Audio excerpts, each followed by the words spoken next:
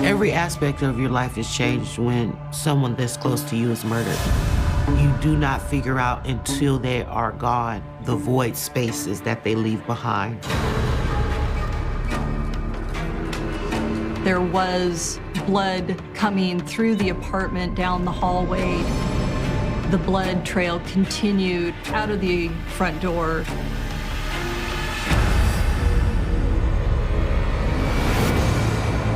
People experience jealousy in a series of emotions. Because you were jealous of these things, you did this. That definitely set him off. He's not in a world where he has a lot of positive relationship. He's kind of left up to his own devices, and his own devices was guns and anger. Ultimately, this was a collision course that was destined to happen unless somebody stepped in. On December 31st of 2009, I was working patrol in the city of Burien. And around 9:30 at night, dispatch toned out a call of a shooting that had just occurred.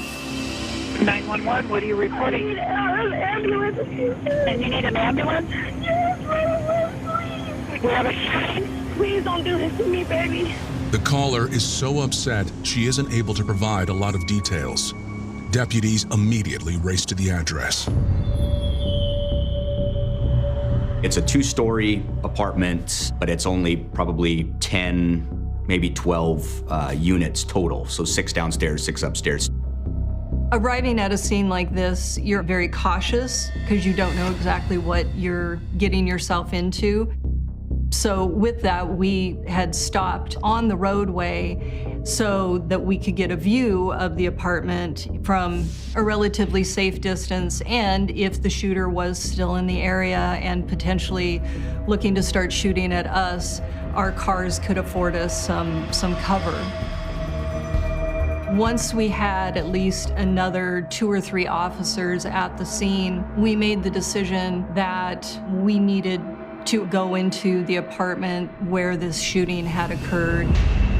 When we entered into sort of a living room, kitchen area, and there was a short hallway that went back to a bathroom and 2 bedrooms on the back side of the apartment.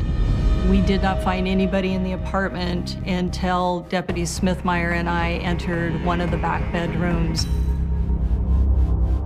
We found a young female face down. She was small in stature.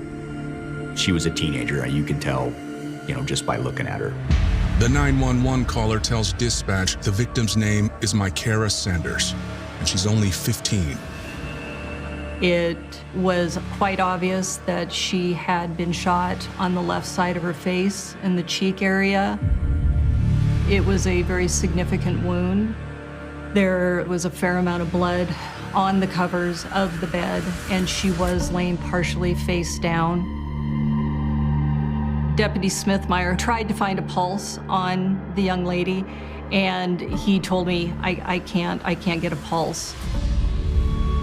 So I started to do CPR. She was aspirating a lot of blood out of her nose and out of the hole in her cheek.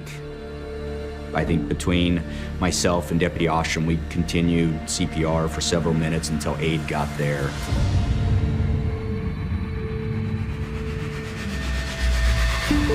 Mykara Sanders was born in 1994 in Seattle, Washington. Mykara was just social. She was a good baby. She didn't hardly cry. She just was easy to get along with. And so that's how Mykara was growing up. She was always smiling, having fun, laughing, and, just being that bright person in the room. Mykara, her personality was the biggest and best thing about her. She was very bubbly. She would just make you happy being around her because that's the energy she would bring. Mykara's father was not in the picture, so her grandmother helped raise her along with her brother and sister. It was a loving home, but with strict rules. I went to Mykara's grandma's house for the first time shortly after we met, and I had a graphic t-shirt on with a skull or something on it. She's like, oh no, you can't walk in here with that. Zip your jacket up. My grandma's not having that. We're not raised like that. You can't wear that. She had a super support structure. It wasn't just our village and our family, it was just so much broader. She would have these friends and these people that anywhere she went, it was always, my Kara wanting to be exposed to new people, new things, and trying different things for her life. My Kara, I think, had a genuine love for people. She was really involved with church with her grandmother. She comes from a very spiritually centered home. Faith was such an important part of my Kara's life that when she was 13, she went on her first missionary trip with her grandmother. They went a few places, but their main place was in India because they were going to build school and church for the people of this village. And this was right after the earthquake that triggered the major tsunami over there. They were gone for about a month and a half doing missionary work, building that church and building that school. She talked so much about that trip. And I think that experience is where that dedication to service came from. My Kara came home to Washington State, determined to continue helping the less fortunate. She began to volunteer for an after-school program designed to keep kids away from drugs and street life. Part of the programming that we did was around volunteerism and getting young people engaged in service. And I knew I could always count on her for that. My Kara made a lot of friends volunteering, but high school was a different story. My understanding is that my Kara was going to a school doing well academically and ran into somebody that was a bully. And in dealing with this other young lady, she ended up having to go to another school. Changing schools is never easy for a teenager, but my Kara met a young man at the new school who made it worthwhile. His name was Matthew Du Bois. With Matthew and my Kara, it was like the good girl attracted to the bad boy. The environment that Matthew grew up in was one that was dangerous, not only to him, but other kids his age. They grew up in an area where lives are often cut shorter, and they're brutal and they're violent, and the fear of death via murder is present. Matthew, like many others, was a young man that's just trying to navigate a very brutal environment. She saw the best in Matthew and what his possibilities were, and clearly she was attracted to him as somebody that she wanted to date. My Kara has this thing about her. It's a gift she's had. She likes to save people and love people. And I think she viewed Matthew as someone who had been underserved and underloved, and that because she had met him, it was suddenly her job to prove and show this love that I know she could see very clearly that he didn't have. It didn't take long for my Kara to fall in love. When she wasn't studying or volunteering, she was with Matthew. She was very loyal and made sure that she went above and beyond for him. She would always be there getting them food, getting them stuff. She had this unmatched loyalty, like right or wrong, she's gonna be there for you. And that's what I think he's seen and admired in her. New Year's Eve 2009 marked the couple's 6th month together. So my Kara wanted it to be special, but their celebration turned into a nightmare instead. My Kara is clinging to life after an unexplained shooting, but investigators quickly discover there's more to the story.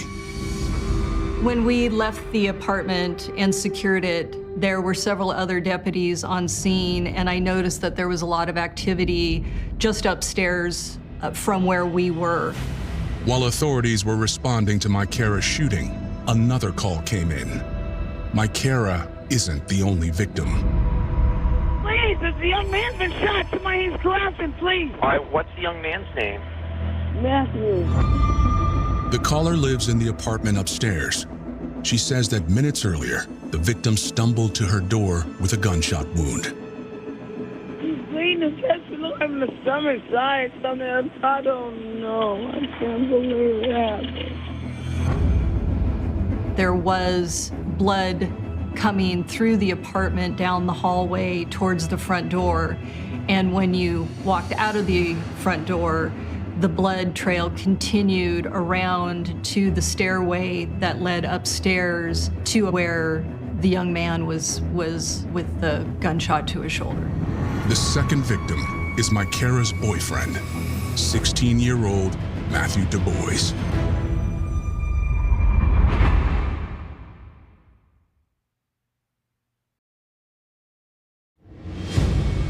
As paramedics work desperately to stabilize Matthew Du Bois and Micara Sanders after a New Year's Eve shooting, police question the woman who made the first 911 call. She tells them she's the girlfriend of Matthew's older brother. The apartment where they were shot is the Du Bois family residence. The female that had been in the lower apartment where the shooting occurred had stated that she had been over there due to the fact that they were getting together for New Year's. They're all in the apartment together. She ends up leaving this apartment because she had been calling her boyfriend and he wasn't answering. She leaves this apartment and runs to her grandmother's apartment, which is right in the same complex, and tries to call him from that number, hoping that he will answer. She says she knew her grandma was home, but her grandmother didn't answer.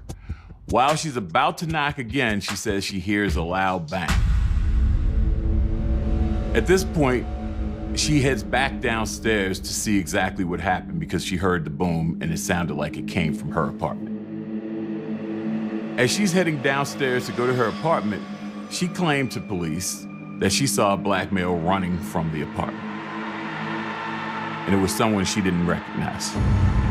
She says that she hears Matthew calling for help, and she runs in and she sees Matthew holding his shoulder and he's bleeding profusely. And Matthew apparently kept repeating that they ran in the house, they ran in the house. Knowing that Matthew's been shot, she then goes to look for Micara. She looks for Micara inside the house and she finds her inside the room and she's lying in a pool of blood.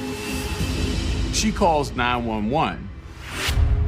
So she was asked during this interview, what did the suspect look like? What did you see? And she said she didn't see much. She saw this black male running from the scene and he had short black hair and she described him as short. The woman says she has no idea who the man was or why he shot Matthew and Micara. Deputies take a closer look at the Du Bois' apartment to see if they can find any clues. It looked like the furniture was out of place. Like it wasn't very tidy, but it was more than that. It was more like a struggle had ensued of some sort or a fight or something. In a scene like this, we're not gonna start digging through a bunch of stuff because there is gonna be a search warrant that is gonna need to be procured for the detectives. Basically, ours was just a cursory view of the apartment to see if we did, in plain view, notice a gun sitting somewhere or any other items that we felt would have evidentiary value. At that point, neither of us had seen a gun. The only thing that we did notice is what appeared to be a bullet hole in that door. Unfortunately, nothing they find helps identify the shooter. For that, they need to talk to the victims, and only Matthew is conscious. After some time of the paramedics working on Micara, they were able to stabilize her to the point that they could get her loaded up in an ambulance and transport her to hospital. At this stage, it's critical to try to talk to Matthew and get as much information from him as possible before he goes off to the hospital because he could be incapacitated. He could die from his injuries, but you want to get some information out of him about a possible suspect. So they go over to talk to Matthew, and as they're talking to him, Matthew says that a suspect came in and he described him as a black male with a blue bandana and shot him and his girlfriend from across the room. He was seen with a blue bandana, which was insinuating potentially that he was part of a gang.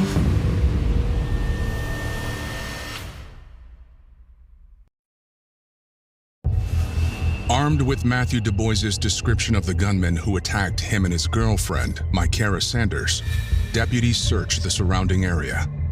It hasn't been long since the shooting occurred, so he might still be in the neighborhood. Being that it was New Year's Eve, there were a lot of people having get-togethers and parties at their apartments. So one of the things that we did is a lot of deputies went around and knocked on apartments to talk to people, stop people in the street, ask them, did you hear anything? Did you see anything unusual? And we couldn't come across anybody that was aware of something taking place or seeing somebody running from that apartment complex. We had a canine officer who had arrived on the scene, and he had tried for a track of the suspect, and that track was unsuccessful. The dog just wasn't indicating on anything to give us an idea of where the suspect potentially had fled to. As the search continues, investigators turn their attention to the second 911 caller, the grandmother who lives in the apartment upstairs. She's telling detectives that Matthew came, knocked on her door, and he had this gunshot wound, and that was when she got involved. She claims she had been home all night, and there had been no knock on her door before Matthew's. At this point, detectives are getting concerned because the story's not adding up. The woman's granddaughter, the first 911 caller, told investigators she had knocked earlier. There was the realization that things weren't jiving. It was decided at that time that they would try to get some clarification on those things that were not, the pieces weren't fitting together the same way. Detectives take the first caller to the station for further questioning.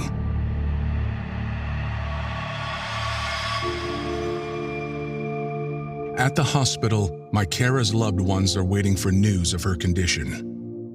Matthew was in surgery, so the waiting room for Matthew was downstairs. Mykara was upstairs, and I didn't understand why at that time, but I know that I was trying to get to Mykara, so we were asking the doctors, can we see Mykara? How's Mykara? The head surgeon, when she came into my waiting room, I was already on my knees praying and crying for her life to be spared. So when she came in, I didn't even see this woman's face. I seen her walk in the room. And it's just like these things. I don't know. I knew she didn't have nothing good to tell me. The surgeon explains they've done everything they can, but the bullet did too much damage. Her machines that were hooked up to her organs started beeping and going off. We agreed to let her go peacefully. Just before 2 a.m. on January 1st, 2010, Mykara Sanders is taken off life support. She dies in her mother's arms. I was at peace because I knew what had happened to her was causing her extreme pain that she had never felt before. But I was very angry because something was stolen and ripped from me that I knew I could never get back. I just broke down. I just started bawling. Felt like my heart was pulled out of my chest. I'm like, there's no way. Like, there's absolutely no way. Later that morning, detectives come by to talk to Zakiya Sanders to see if she knows of anyone who'd want to hurt her daughter. She says Mykara was helping troubled kids at a local teen center and worries it might have gotten her involved with some dangerous people. Mykara did live a very structured and sheltered life. We accounted for all the activities of her day. Being at the teen center with these other children, I just think that they kind of, gave her that opportunity to do something a little different and a little more than what she had been experiencing, and that the reward was going to be a good time and excitement. Her independence had evolved. I think she was trying to really figure out, as a young adult, what freedoms do I have? Which way can I go? And, who do I want to be around?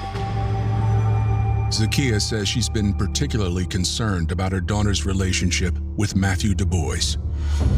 She knows that I didn't approve of certain behaviors, and she knows that I didn't approve of certain activities for her age, and that I was very strict and very disciplined about what and how I wanted her to be exposed to the outside world. We weren't raised with young women, especially that were unwed, having boyfriends. That was not a standard for conduct that was gonna be tolerated within our family. My Kara was caught between worlds, for sure. And we would have these conversations all the time. She understood that some of the things that she was doing wasn't really reflecting how she was brought up. The relationship that they were trying to form was not gonna be approved by any elder in her community. So he had to be her secret, and that he was. Authorities also discover another reason Mykera kept Matthew a secret. He has a criminal record, including charges of burglary and illegal possession of a firearm. Without question, Matthew had been in trouble. He had been in trouble before he ever met Mykera. He was in alternative school for a reason. He had been in and out of juvenile detention for a reason. And he was on electronic home detention on December 31st, 2009, when Mykera visits him. I hope she didn't catch a bullet behind this man. I hope she didn't try to stand in front of him and try to protect him for somebody he's fighting.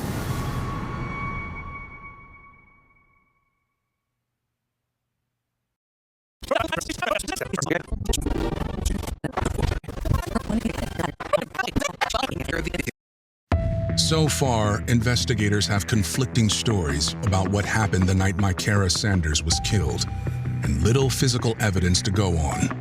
But that's about to change. The next day when I came in to work, I had heard that the deputy that relieved us, while he was standing outside of the apartment, was just kind of looking around and happened to see a gun tucked kind of under some bushes by a stairwell, I believe. And so they were able to recover that for evidence. That gun ended up being a .357 Magnum that had 2 rounds still inside the chamber that were expended. It was also blood on the barrel of that gun. Authorities send samples of the blood to the lab for DNA testing. Mykera's autopsy provides other important pieces of evidence. And the medical examiner confirms that she passed away from a gunshot wound to her cheek.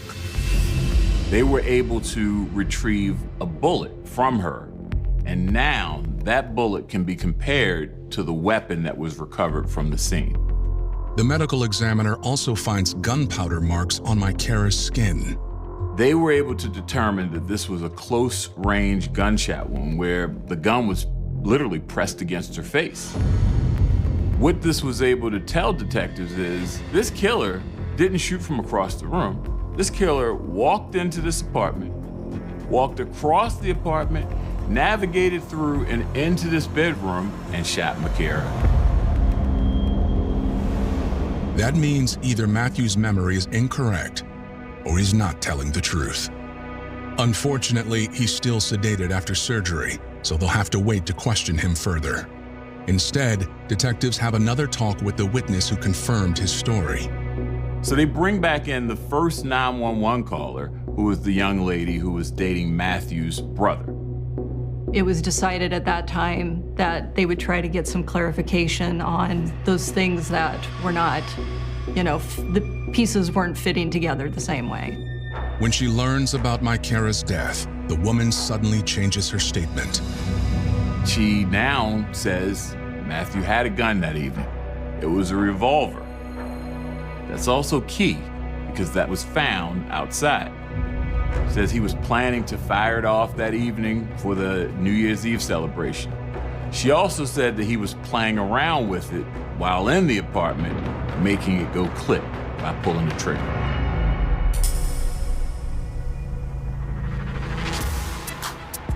So the story that she's telling detectives at this point is that she's sitting on her couch, Mykera and Matthew are also in there, and then they go to the back bedroom.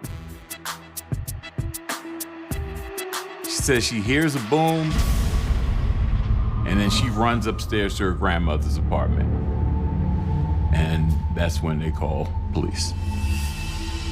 But detectives at this point aren't falling for it anymore. They confront her again and tell her, Your grandmother already came off the truth and told us that Matthew was the first person there, and they confronted her with this information. Clearly shaken, the woman revises her story yet again. This story now is that she hears the gunshot and Matthew calls for help. She goes in and Matthew says, I accidentally shot Makira while I was playing with my gun. Matthew then says, call the police and tell them somebody ran in here and shot us. He then shoots himself in the shoulder. And she says, that's when I called 911. Detectives aren't stupid. They know something's off with this. They tell her, look, it's up. If you're not gonna be honest with us, we're gonna charge you with accessory to murder. Finally, the witness decides to come clean. She admits that she's been lying to protect Matthew because she's afraid of what he might do if she doesn't. She tells him, I'm scared because Matthew is involved in criminal activity. The gang stuff, the stop snitching stuff, I'm scared. She tells him that most of what she had been saying was true, but there were key details that she was leaving out because she was in fear. And she tells the full story of what happened and how it went down.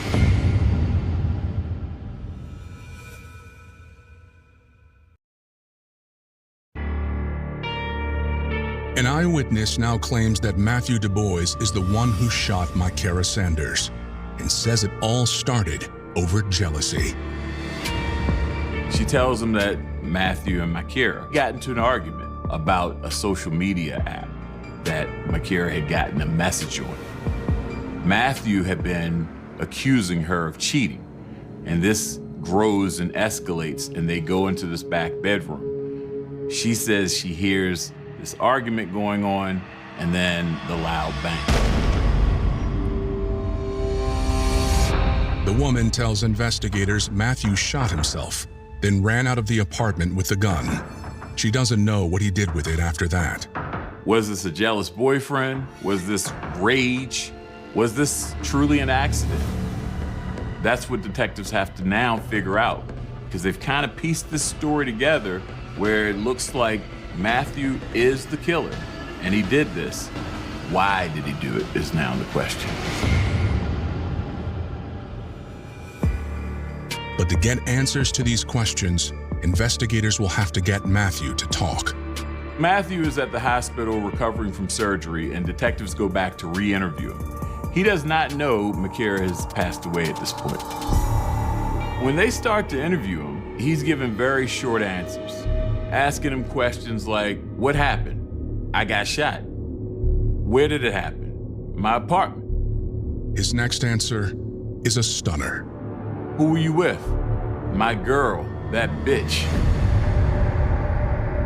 Who calls a girl that you're with that bitch at that moment? Normally not a victim.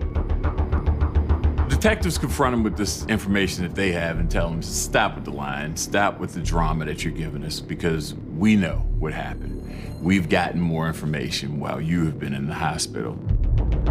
And Matthew says, okay, we were in an argument, we got into some pushing and shoving, and it was over some social media stuff because I thought she was cheating on me. According to Matthew, the message was from Makira's ex-boyfriend.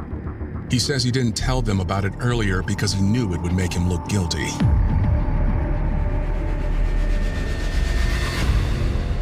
Matthew claims that this argument got heated and he went to cool off because he asked her to leave and she wouldn't leave.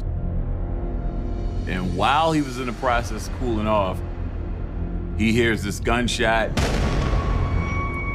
and he sees this 5'8" guy with this blue bandana from a possible rival gang running out of the apartment. And that's the story that he's choosing to stick with at this point. But detectives have several reasons to believe Matthew is lying. One of them is the fact that at no point during their questioning does he bother to ask about Makira. That's not normal. That's not what a normal person in a situation like that does.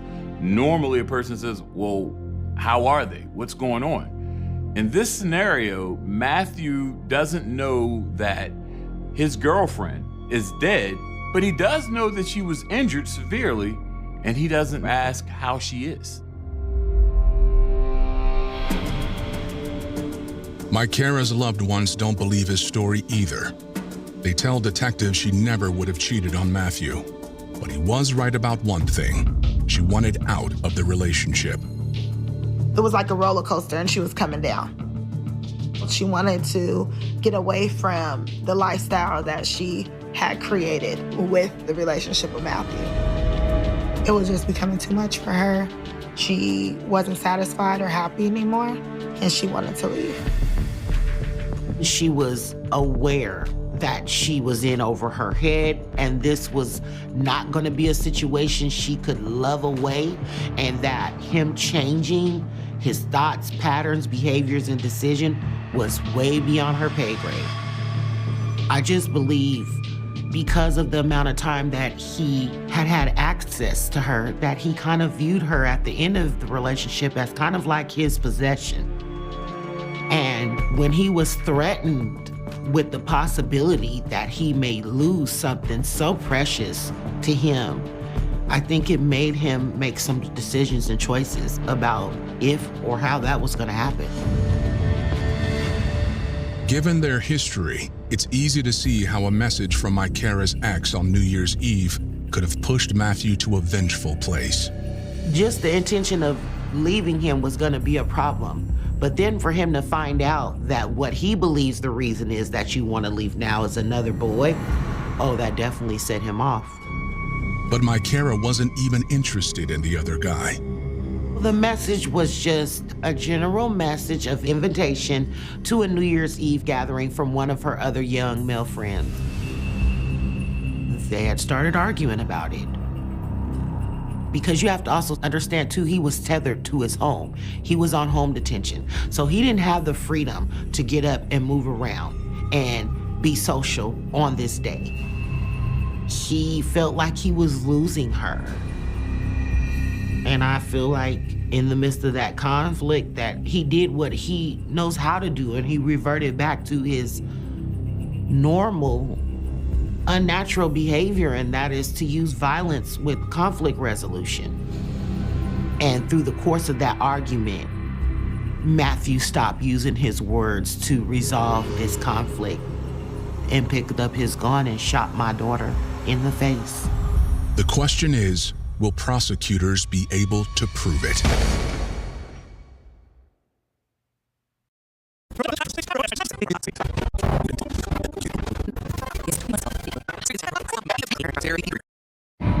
Two days after Mykera Sanders was shot to death, forensic results on the evidence collected comes back from the lab. They were able to get the forensic evidence that was needed, matching the blood that was on the gun to Mykera. They were also able to match that slug that was recovered from her to the .357 that was recovered at the scene. Although Matthew's prints are not on the gun, prosecutors believe he's the one who fired it. By the time the first 48 hours was up, they had a case for second-degree murder against Matthew. And they handcuffed him to his hospital bed and charged him. So he went from Harborview to the juvenile. Witness testimony and forensic evidence gives prosecutors a strong case against Matthew Du Bois. They informed the court they plan to try him as an adult, despite the fact that he was only 16 at the time of the shooting. Mykera's mother, Zakiya Sanders, attends every preliminary hearing. There were court dates where I saw Matthew, and I was very conflicted when I saw Matthew. Part of me wanted to nail him to the cross like the monster he had shown me he was, and then the other part of me was a parent. I understood in parenthood that when you don't parent your children to a certain degree, they're not capable of certain things. And so I knew that a lot of these things that were aspects surrounding the murder, like carrying guns, hanging out on the streets, having conflicts, and using guns for conflict resolution. He had kind of been familiar with and used to, and that was really unfortunate for a child to be involved in such things. Matthew faces the possibility of spending the rest of his life in jail, but the case never goes to trial. Behind the scenes, the prosecutor was talking to the defense attorneys. They were evaluating the nature of the witnesses that were present, the forensic information that was present. After several months of negotiation behind closed doors and several hearings that were continued, Matthew entered a plea agreement. He entered what's called an Alford plea. An Alford plea essentially says that while I believe I am innocent, I believe the facts are such that a jury would likely find me guilty. I think that an Alford plea would be difficult for any victim to actually hear in a case, principally because you want to hear somebody admit or acknowledge that they did it or be convicted by a jury. Matthew took an Alford plea against my wishes and the family's wishes. And as the parent, that was a slap in my face because I wanted to hear the details. I wanted to understand how it came to murder.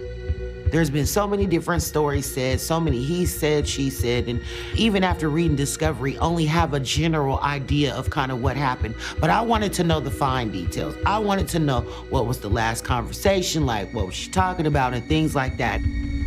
Despite the deal, Matthew still faces up to 22 years in prison.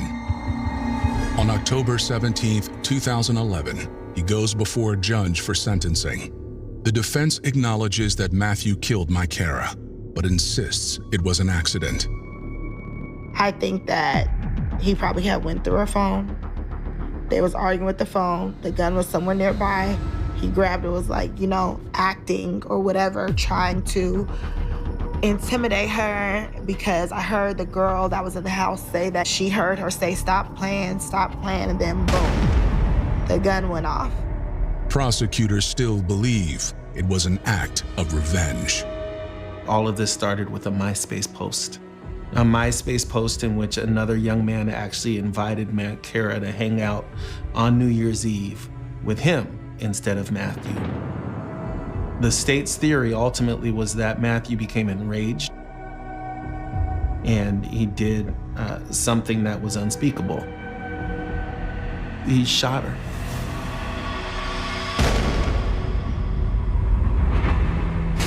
And then he shot himself to try to cover it up. I don't know that I ever thought that I would hear that MySpace would ever be the reason that a young person lost their life. Matthew is sentenced to 13 years and 9 months. He is released after serving just 10 years. That was another slap in the face because I at least wanted him to do, at the least amount, the age that she was at when he took her, and that was 15 years. Plus, this was not his first felony. 13 3/4 was just not justice. It didn't make you feel like you received justice. You just kind of take it so that you can somewhat move on with your life and have a little bit of closure. Anytime a young person is charged with a crime and found guilty and a sentence is imposed, I think that we all need to look in the mirror.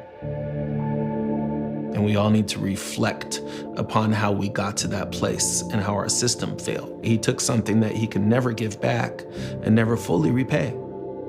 I have tons of pictures of Mykara, and so I look at them and wonder where she would be if she was able to spend the rest of her life pursuing her goals, and who she would have been. What choices would she have made? You know, singing and just being artistic was really a passion of hers. Would she have become a singer? You know, would she have been maybe a songwriter? Like, what experiences would she have taken from her youth to become the adult that she was destined to be? So yes, I think about Mykara all the time. I love her, and I will always speak life into her, and her legacy will never die as long as there's breath in my body.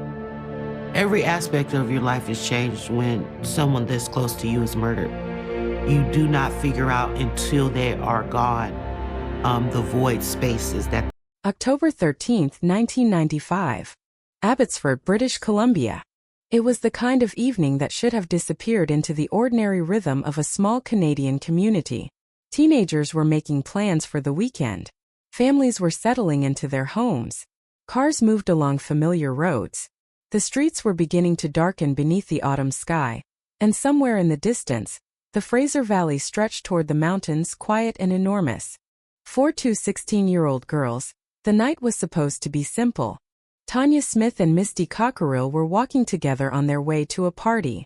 They were 16.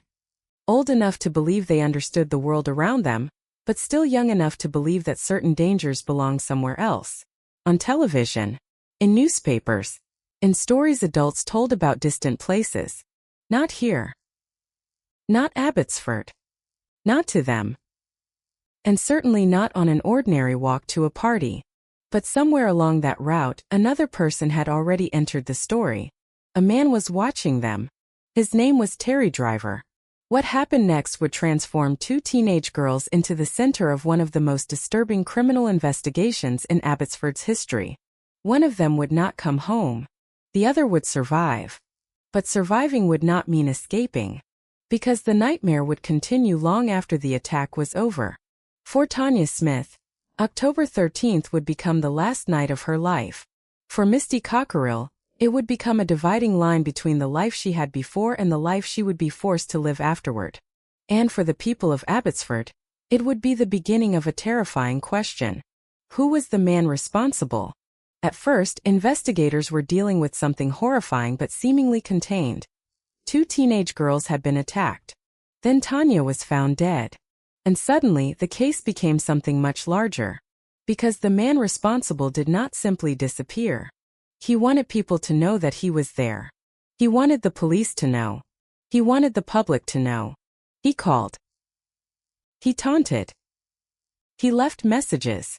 And while investigators tried to understand the evidence, the person they were hunting seemed to be watching the investigation from the shadows. That changed everything. A murderer who disappears after a crime creates one kind of fear. A murderer who deliberately reminds everyone that he is still there creates another. That kind of fear spreads differently. It enters conversations at kitchen tables. It follows parents when they drive their children to school. It changes the way teenagers walk home after dark. It makes familiar streets look unfamiliar. Every stranger becomes a possibility. Every parked car becomes something worth noticing. Every ringing telephone becomes a moment of uncertainty. And in Abbotsford, people began wondering whether the killer was still nearby. Was he watching them? Was he waiting for another opportunity? Was another girl already being followed? The police had a crime scene. They had a dead teenager. They had a traumatized survivor. But they did not yet have the man who had done it. And the longer Terry Driver remained free, the more dangerous the uncertainty became. The first question was obvious. Who was Terry Driver? But another question was far more disturbing. Why would a killer deliberately invite the attention of the police? To understand that, we have to go back to the beginning. Before the headlines. Before the detectives. Before the courtroom. Before the prison cell. Before the name Abbotsford Killer became attached to Terry Driver. We have to return to the evening when Tanya and Misty were simply two 16-year-old girls walking toward a party. There is something especially haunting about crimes involving young victims, because the moments before the violence are usually painfully ordinary. There is no warning. No dramatic announcement that life is about to change forever. There is simply a normal evening. A conversation. A plan. A destination. Perhaps a thought about what would happen later that night. Perhaps a joke between friends. Perhaps nothing important at all. And then, without permission, without warning, an ordinary life collides with someone else's darkness. Tanya Smith had no reason to believe that she would not see another morning. Misty Cockerill had no reason to believe that she would soon be fighting to stay alive. Neither girl knew that the person watching them was carrying a baseball bat. Neither knew that the path ahead would become a crime scene. Neither knew that one of them would eventually be found near the Vedder River. And neither could have imagined that the person responsible would later make their suffering part of a psychological game with the police. The attack itself was brutal. Driver confronted the two girls and used the baseball bat to overpower them. The weapon was not merely a threat. It became an instrument of violence. Misty was seriously injured. Tanya was subjected to sexual violence and beaten. Somewhere during that attack, the future was divided into two completely different paths. Misty would escape. Tanya would not. Misty managed to survive the assault and eventually reach safety. But Tanya's life was taken. Her body was later moved to the area of the Vedder River. The exact geography of that place would become permanently connected to her name. A river that had existed long before the crime. A landscape that had meant nothing to most people. After October 13, 1995, it became part of the memory of a murdered 16-year-old girl. When the news reached the community, the horror was immediate. A teenager was dead. Another was badly injured. And the person responsible was somewhere outside.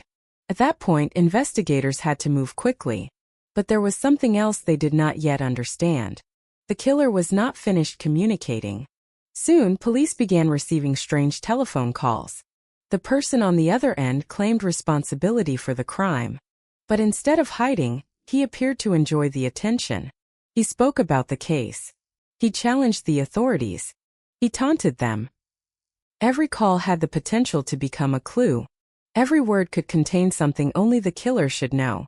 For investigators, the telephone became both an opportunity and a threat. A murderer who talks can make mistakes. But a murderer who talks can also control the conversation. He chooses when to call. He chooses what to reveal. He chooses what to conceal. And as those communications continued, Terry Driver began creating something beyond a murder investigation. He was creating an atmosphere. Fear became part of the crime. The people of Abbotsford were no longer simply waiting for police to identify a suspect. They were waiting to see what the killer would do next. That distinction matters. Because when a community believes a murderer may still be nearby, people begin to imagine possibilities. Parents look twice at unfamiliar men. Teenagers are warned not to walk alone. People lock doors they once left unlocked. A harmless encounter can suddenly feel threatening. A telephone ringing late at night can make someone's heart stop for a second. And the killer knows it. That is one of the darkest aspects of psychological intimidation. The physical crime may last minutes. The fear can last months. Sometimes years. In this case, it lasted decades for the survivor. The investigation would eventually reveal more disturbing behavior. Tanya Smith's grave became part of the killer's psychological campaign. Driver damaged and removed her gravestone and placed it on a vehicle belonging to a local radio station. Think about what that meant. A grave is supposed to be a place of rest. A place where family members can stand quietly and remember someone they loved. A marker carries a person's name because the person can no longer speak for herself. Tanya could not defend her memory. She could not confront the man who had killed her. She could not ask why. She could not tell the world who she had been.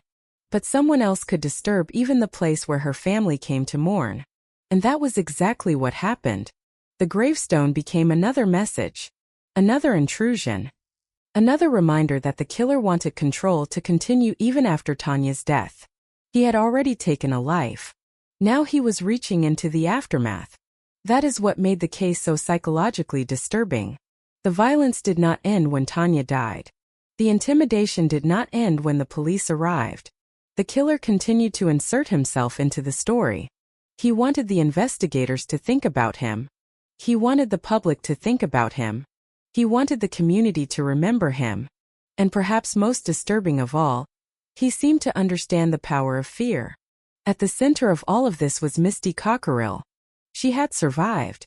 That fact would become crucial to the investigation. But survival came with a terrible burden. Misty was not simply a witness who could provide information and then return to normal life. She had been there. She had experienced the attack. She had seen what happened to Tanya. She had escaped from a situation in which she could easily have become another victim. Every detail she remembered could potentially help investigators. Every memory could also bring the night back. For detectives, her testimony was invaluable. For Misty, remembering was part of the trauma. That is an important distinction when looking at a case like this decades later. From the outside, investigators ask questions because they need answers. A survivor answers because she has to. The two experiences are not the same. And yet, Misty's ability to tell investigators what she remembered would become one of the foundations of the case against Terry Driver. The investigation began to narrow. The police were no longer searching only for an unknown predator. They were trying to understand a specific man. A man who had attacked two teenage girls. A man who had killed Tanya. A man who had apparently decided that hiding was not enough.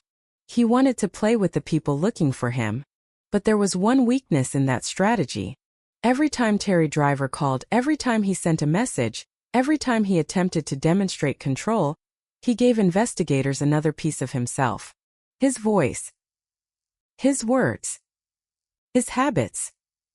His knowledge. His confidence. And eventually, something unexpected happened. The person who recognized that voice was not a detective. It was someone who knew Terry Driver personally.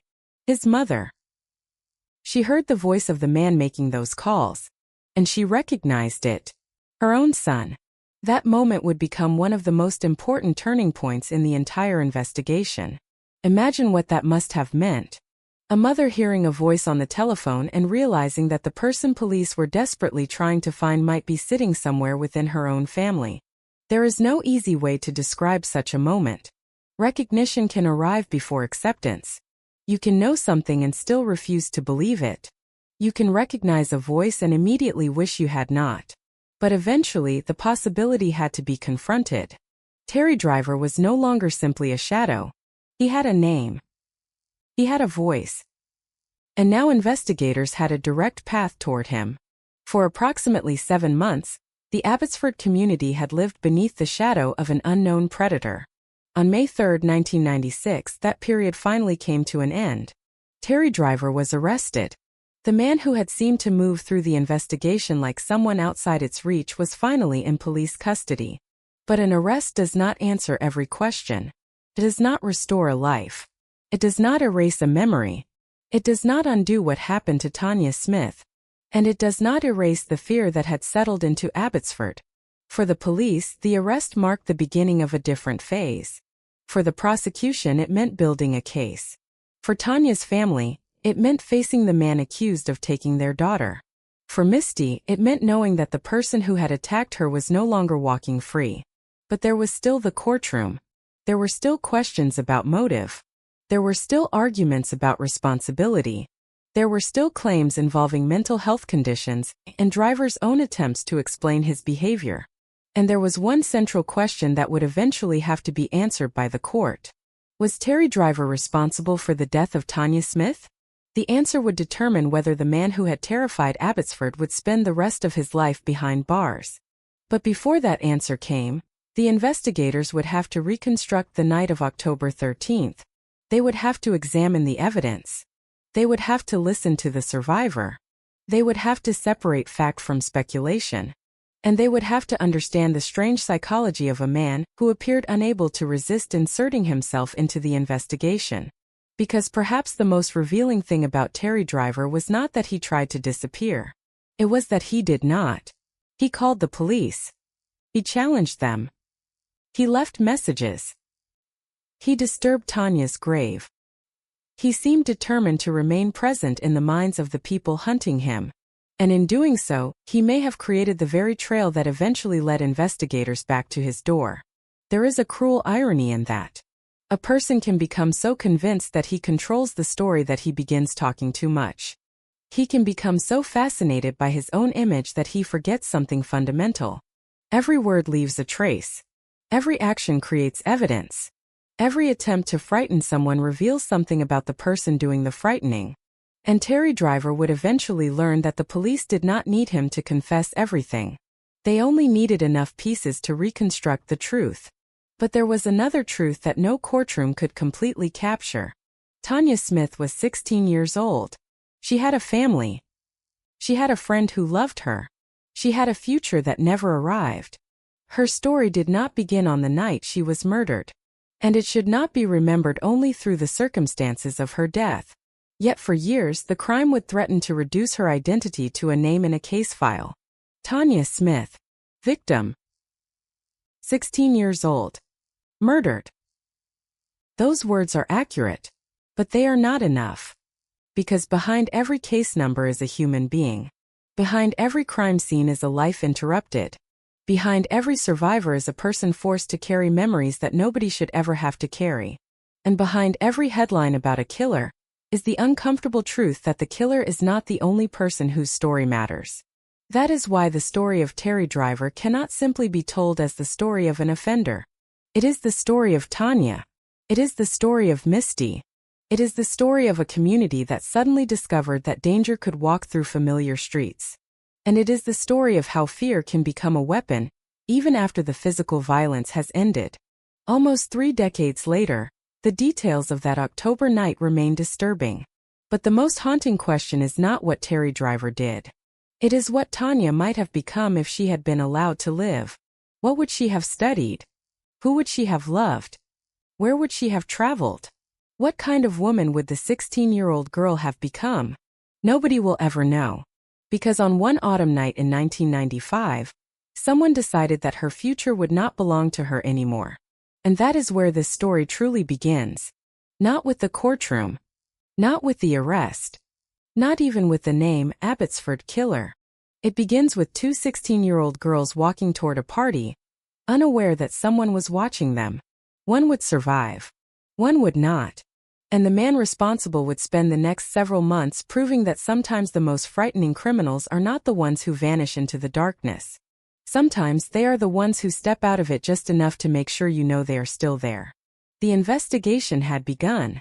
The killer had a voice. The survivor had a story. The police had a trail. And somewhere ahead waited the truth about what happened to Tanya Smith on October 13, 1995. But before that truth could reach a courtroom, investigators would have to return to the beginning. They would have to reconstruct the world in which Tanya and Misty lived. They would have to understand Abbotsford before the fear, before the headlines, before the police warnings, before the name Terry Driver became synonymous with one of the darkest chapters in the city's history. Because to understand what was taken from Tanya Smith, we first have to understand the life she had before that night. And to understand why the case haunted Abbotsford for so long, we have to go back to a time when the city still believed that an ordinary evening could remain ordinary. That belief ended on October 13, 1995. And for Tanya Smith there would be no tomorrow. There are moments in a criminal investigation that investigators can reconstruct with almost frightening precision. A telephone call. A time written down in a notebook. A witness statement. A road. A location. A piece of evidence recovered from the ground. But there are other moments that disappear forever. The exact words spoken between 2 friends before they realized they were in danger. The expression on Tanya Smith's face when she first understood that something was wrong. The precise instant when Misty Cockerill realized that the man standing in front of them was not simply trying to frighten them. Those moments exist only in memory. And memory, especially memory shaped by trauma, does not behave like a police report. It returns in fragments. A face. A movement. A sound. A weapon. A road disappearing behind someone. A friend screaming. Then darkness. On October 13, 1995, Tanya Smith and Misty Cockerill began the evening as 2 ordinary 16-year-old girls. There was nothing about them that suggested they were about to become the center of one of British Columbia's most disturbing criminal cases. They were young. They had plans. They were going somewhere. They were walking together. And that simple fact would later become one of the most painful elements of the investigation. Tanya had not been alone. Misty had not been alone. They had each other. Yet even 2 people together could not protect themselves from what was waiting for them. That is one of the cruelest realities of violent crime. People often imagine danger as something visible. A dark figure at the end of a street. A suspicious vehicle. A stranger following from a distance. Something that gives you enough warning to turn around. Run. Call someone. Go somewhere safe. But predators do not always announce themselves. Sometimes danger enters an ordinary evening quietly. Sometimes it is already nearby before the victim understands that anything has changed. And on that October night, Terry Driver was there. Watching. Waiting. The investigation would later establish that Driver approached the girls carrying a baseball bat. That detail seems almost brutally simple when written on a page. A man. 2 teenage girls. A baseball bat. But there is a world of fear contained inside those few words. Imagine being 16 years old and suddenly realizing that the person in front of you has a weapon.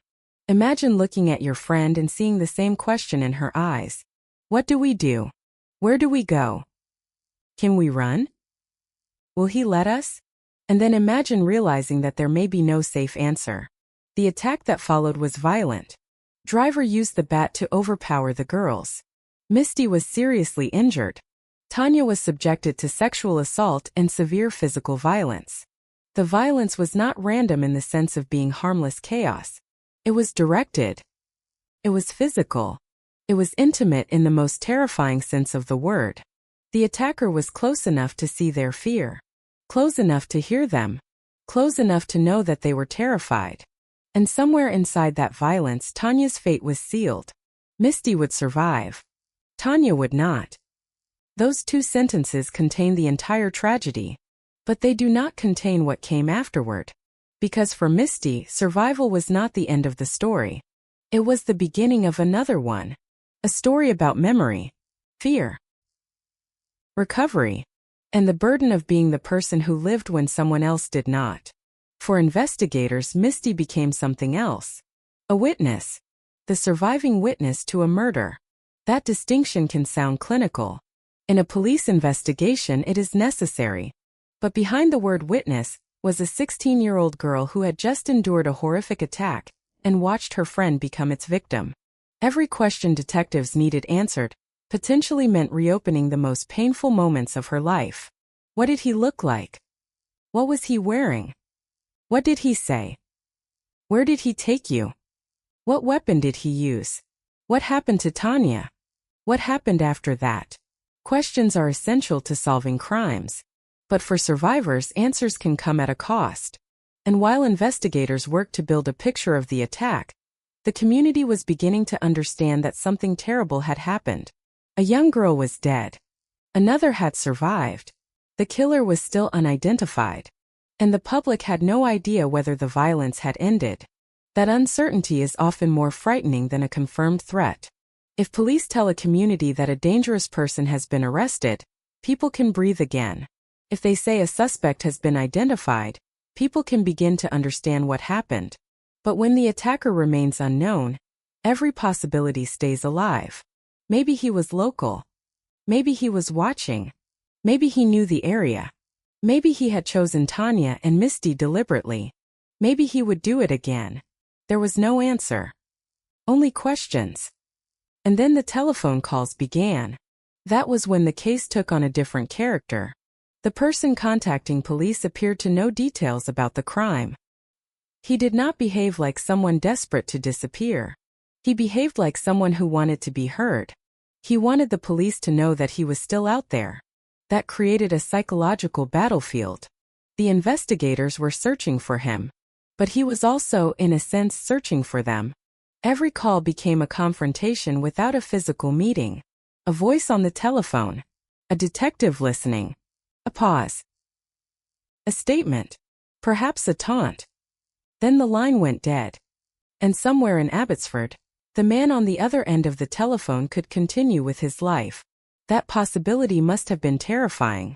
Because the police did not know where he was. He could have been across town. He could have been watching the investigation from a distance. He could have been reading newspaper coverage. He could have been listening to people discuss the case. And each time he contacted police, he reminded them of the same uncomfortable fact. They had not caught him. The community had not been protected from him. He was still free. The psychological impact of that behavior was enormous. A murder normally creates a boundary. There is the crime itself. Then there is the investigation. Then there is the aftermath. But Driver blurred those boundaries. He continued to participate in the story. He became part of the investigation while remaining the target of it. That contradiction would become one of the defining features of the case. The police wanted him to speak because his words could reveal something. At the same time, every conversation gave him another opportunity to manipulate attention. It was a dangerous balance. And while detectives tried to understand who was behind the calls, Tanya's family was living through a reality far more personal. For them, this was not a case. It was their daughter. Their child. Someone who had existed long before investigators wrote her name into a file. There had been a time when Tanya was simply Tanya, a 16-year-old girl with a future. Someone whose family expected to see her again. Someone whose absence was impossible to explain. Then suddenly, her name appeared in newspapers. People who had never met her were discussing her death. Strangers were learning details about the final night of her life. The public wanted answers. The police wanted evidence. Journalists wanted information. But her family wanted something much simpler. They wanted Tanya back. And there was no investigation in the world that could give them that. The discovery of her body transformed the nature of the case.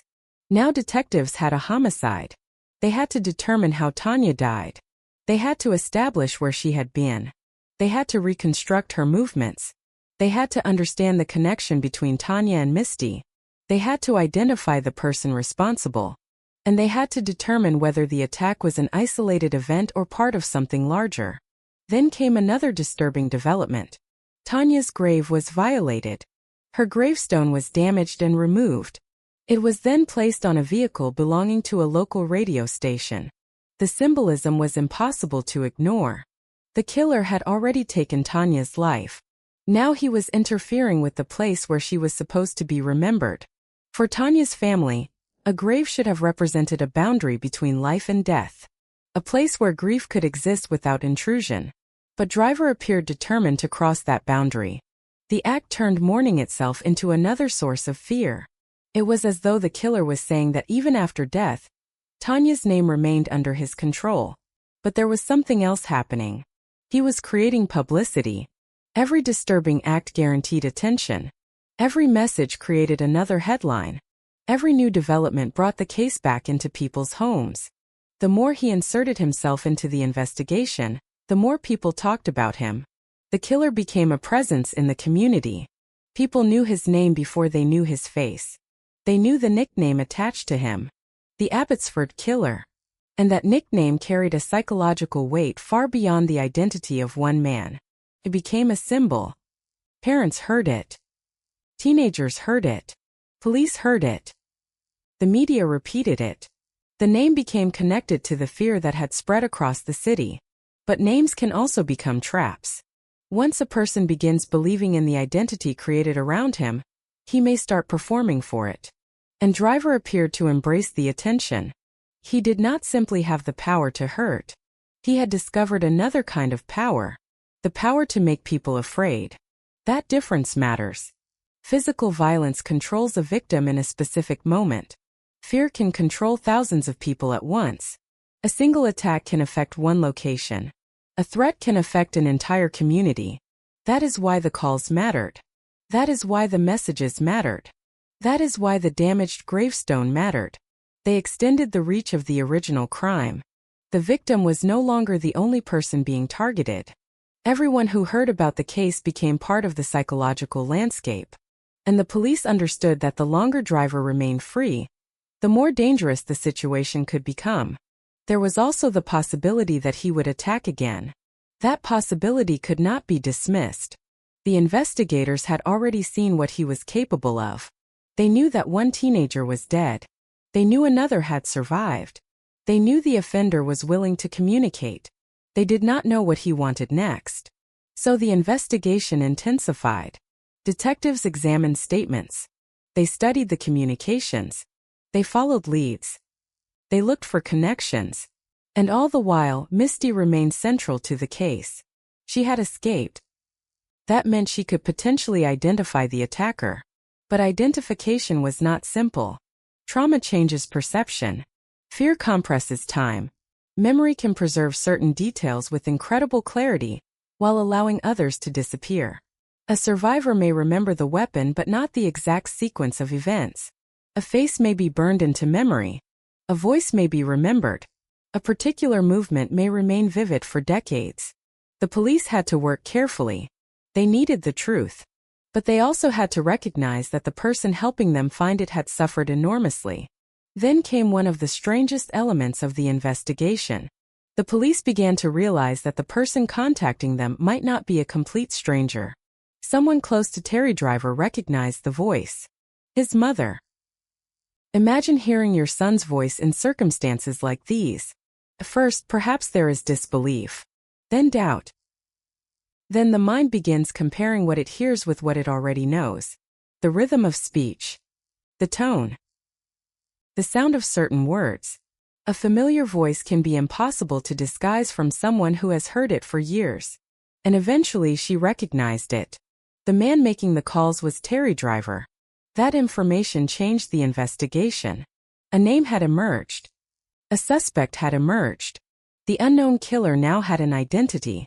Investigators could move from a general search to a specific target. Terry Driver. The name would soon become associated with Tanya Smith's murder. But police still needed evidence strong enough to support the case. An accusation was not enough. A suspicion was not enough. A voice recognition was important, but the investigation required more. And Driver's own behavior would continue to provide clues. He had spent months trying to control the narrative. But every message, every call, every attempt to frighten investigators potentially created another thread connecting him to the crime. It was almost as if the need to remain visible was becoming a weakness. The man who wanted to control the investigation was helping investigators understand him. The man who wanted to demonstrate power was revealing vulnerability. The man who wanted the police to know he was still there was giving them another reason to look closer. Eventually, the search reached its end. May 3, 1996. Approximately 7 months after the attack, Terry Driver was arrested. For the people of Abbotsford, the news must have carried a complicated mixture of relief and disbelief. The unknown threat had a face. The calls had an explanation. The man police had been searching for was no longer somewhere beyond their reach. He was in custody. But an arrest did not end the emotional damage. For Tanya's family, the arrest could never mean justice had already been achieved. Justice would require a trial. For Misty, it meant something else. The person who had attacked her could no longer walk freely through the community. But knowing that did not erase the memory of what happened. Prison cell could contain a person. It could not contain a memory. And that distinction would follow Misty for years. The investigation would eventually move into the courtroom. There, the story would be reconstructed again. Piece by piece. The prosecution would present evidence. The defense would challenge it. Driver would make claims about his mental health. There would be arguments over responsibility. There would be questions about the nature of his conduct, and whether he was legally accountable for what happened. And eventually a judge would have to decide. But before the courtroom, before the verdict, before the sentence, there was one thing that could never be changed. Tanya Smith was gone. She would never walk into that courtroom. She would never hear the verdict. She would never see the man accused of killing her sentenced. She would never know that the person who had taken her life would spend decades behind bars. Those moments would belong to others. Her family. Misty. The investigators. The court. The community. But Tanya would remain at the center of all of it. That is the paradox of a murder investigation. The victim is the most important person in the case. And yet the victim is the person who cannot speak. Others have to speak for her. Others have to reconstruct her final hours. Others have to preserve her memory. And sometimes, years later, the world remembers the offender's name more easily than the victim's. That is why the story must be told differently. Not as a celebration of a killer's notoriety. Not as a catalog of violence. But as an examination of what happened to 2 young lives, and how one community responded. Tanya Smith was 16. Misty Cockerill was 16. They should have been thinking about school, friends, family, plans for the weekend, and the ordinary uncertainty of growing up. Instead, one became a murder victim. The other became a survivor of attempted murder. And the man responsible became one of the most feared names in Abbotsford. But Terry Driver's story did not end with his arrest. In some ways, the most difficult chapter was about to begin.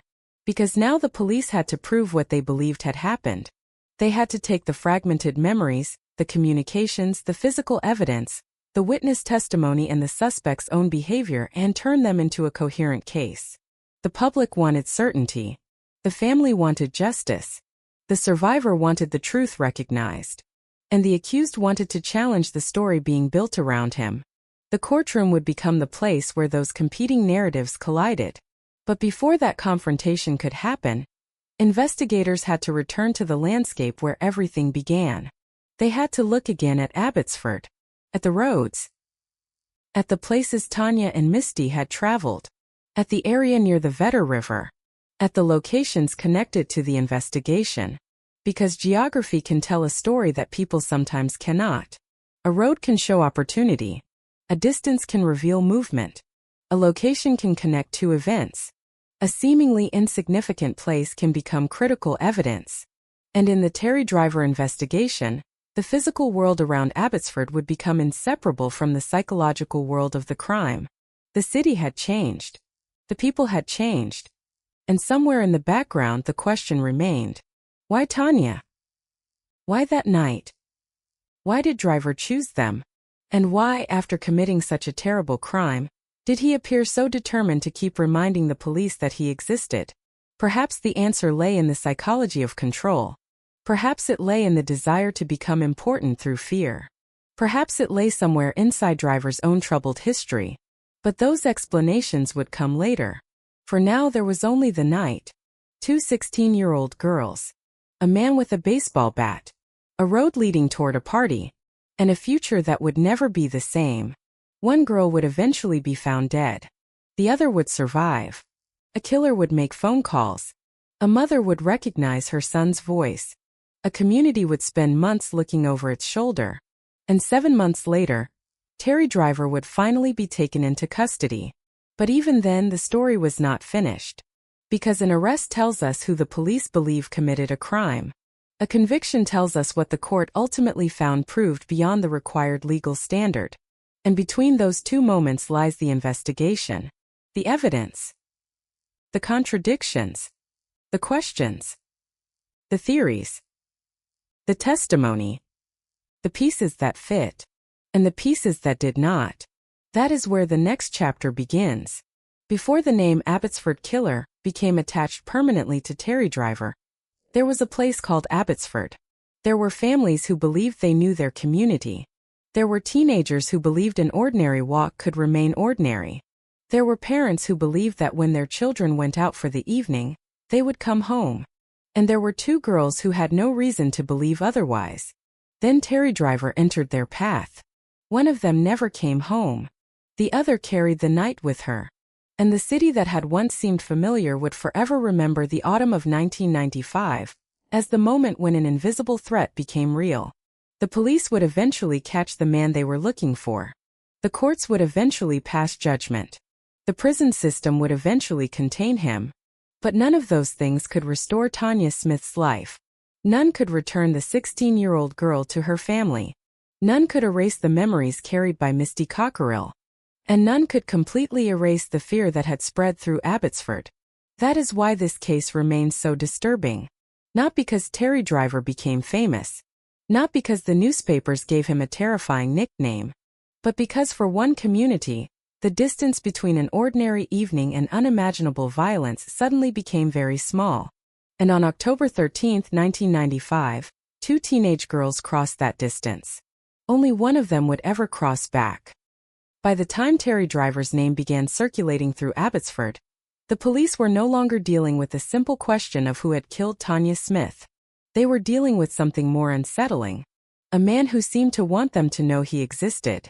Most criminals understand that attention is dangerous. They hide their faces. They avoid witnesses. They leave the scene as quickly as possible. They destroy evidence. They refuse to speak. They become shadows. Terry Driver appeared to move in the opposite direction.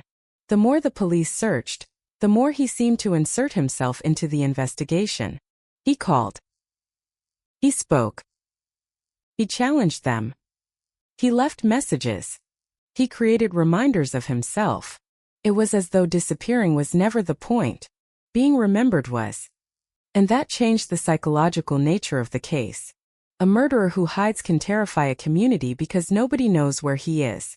A murderer who deliberately announces his presence can create something even more powerful. He can make people feel watched. That feeling does not require proof. It only requires possibility. A woman walking home after dark does not need to know that someone is following her. She only needs to wonder. A parent waiting for a teenager to come home does not need evidence that something has happened. They only need the telephone to remain silent for too long. A person driving down a familiar road does not need to see a suspicious figure. They only need to remember that somewhere in their community a teenage girl was murdered. Fear works through imagination. And imagination has no boundaries. After Tanya Smith's death, Abbotsford began living with that imagination. The city was not a battlefield. There were no soldiers on the streets. There was no visible enemy. There was simply an unknown man who had already demonstrated what he could do. And that was enough. For investigators, the psychological aspect of the case was equally important. The person they were hunting was not acting like someone who wanted the investigation to disappear. He appeared interested in it. He seemed to understand the effect of publicity. He seemed to understand that every message would create another reaction. And every reaction would make him more central to the story. That is a dangerous psychological loop. A person commits a crime. The world reacts. The person sees the reaction. The attention reinforces the person's sense of importance. So the person acts again. Another message. Another threat. Another reminder. Another headline. And the cycle continues. In a case involving a murdered teenager, that cycle becomes especially disturbing because the offender can begin to overshadow the person whose life was taken. The killer's name spreads. The victim's name becomes attached to it. And eventually people start saying the killer's name first. The Abbotsford killer. Terry Driver. But there was another name that deserved to remain at the center. Tanya Smith. 16 years old. Daughter. Friend. Teenager. A person with a life that extended far beyond the final hours described in police reports. And beside her story was another. Misty Cockerill. 16 years old. Survivor. Witness. Friend. The person who escaped a night that could easily have ended differently. Their stories were permanently connected. One through death. One through survival. And both through Terry Driver. The fact that Misty survived was critical. Without her, investigators would have faced a far more difficult task reconstructing what happened. But surviving an attack does not mean walking away untouched. There are wounds that can be photographed. Bruises. Cuts. Physical injuries. Then there are wounds that do not appear in photographs. Memory. Fear. Hypervigilance. The instinct to look over a shoulder. The inability to trust a familiar road. The sudden return of a memory years later. The question of what might have happened if one decision had been different. Survivors often live with questions that investigators cannot answer. What if I had gone somewhere else? What if we had left earlier? What if someone had seen us? What if I had run sooner? What if Tanya had been able to escape? These questions can survive long after the criminal case ends. And for Misty, there was another painful reality. She had survived while her friend had not. Survivor's guilt is complicated. It is not simply sadness. It can become an internal argument that never completely stops. Why me? Why her? Could I have done something differently? Could I have saved her? The human mind searches for control after trauma. If we can identify something we should have done, then perhaps the world seems less random. But sometimes there is no answer that can make the past different. Sometimes a terrible event happens because one person chooses to inflict violence. the responsibility belongs to the person who made that choice. Not the victim. Not the survivor. Not the family. Not the community. That distinction matters when telling Tanya's story. Nothing about the girls walking to a party made them responsible for what happened next. Nothing about being young made them responsible. Nothing about being outside made them responsible. The responsibility belonged to the attacker. And yet, in the days and months after the crime, the community would be forced to live with the consequences of his decision. The police investigation became increasingly urgent. The public wanted an arrest. But the investigators needed more than public pressure. They needed a case that could withstand scrutiny. The telephone calls became important. The messages became important. Misty's account became important. And the behavior surrounding Tanya's grave became another piece of the puzzle. Driver's actions were not merely evidence of what had happened. They were evidence of how he behaved afterward. That mattered. Because sometimes the aftermath of a crime reveals the offender more clearly than the crime itself. A person can lose control during an act of violence. But what does he do afterward? Does he run? Does he hide? Does he express remorse? Does he attempt to help? Does he remain silent? Or does he seek attention? Driver's behavior suggested that he wanted to remain psychologically connected to the investigation. That made him dangerous. But it also made him vulnerable. Every interaction was another opportunity for investigators to learn something. Every telephone call had a voice. Every message had language. Every piece of communication had context. And eventually, someone heard that voice and recognized it. Terry Driver's mother. The moment is difficult to imagine without understanding the emotional contradiction inside it. A mother is supposed to recognize her son's voice because she knows him. She has heard it for years. She knows how he sounds when he is angry, how he sounds when he is tired, how he sounds when he is joking, how he sounds when he is hiding something. And now she was hearing that voice connected to a murder investigation. Recognition is not the same as acceptance. She could have ignored the suspicion. She could have told herself that voices can sound alike. She could have decided that the possibility was too terrible to consider. But she contacted authorities. And that decision became critical. The investigation now had a direction. Terry Driver was no longer an abstract possibility. He was a person. A suspect. A man investigators could locate. A man whose background could be examined. A man whose movements could be investigated.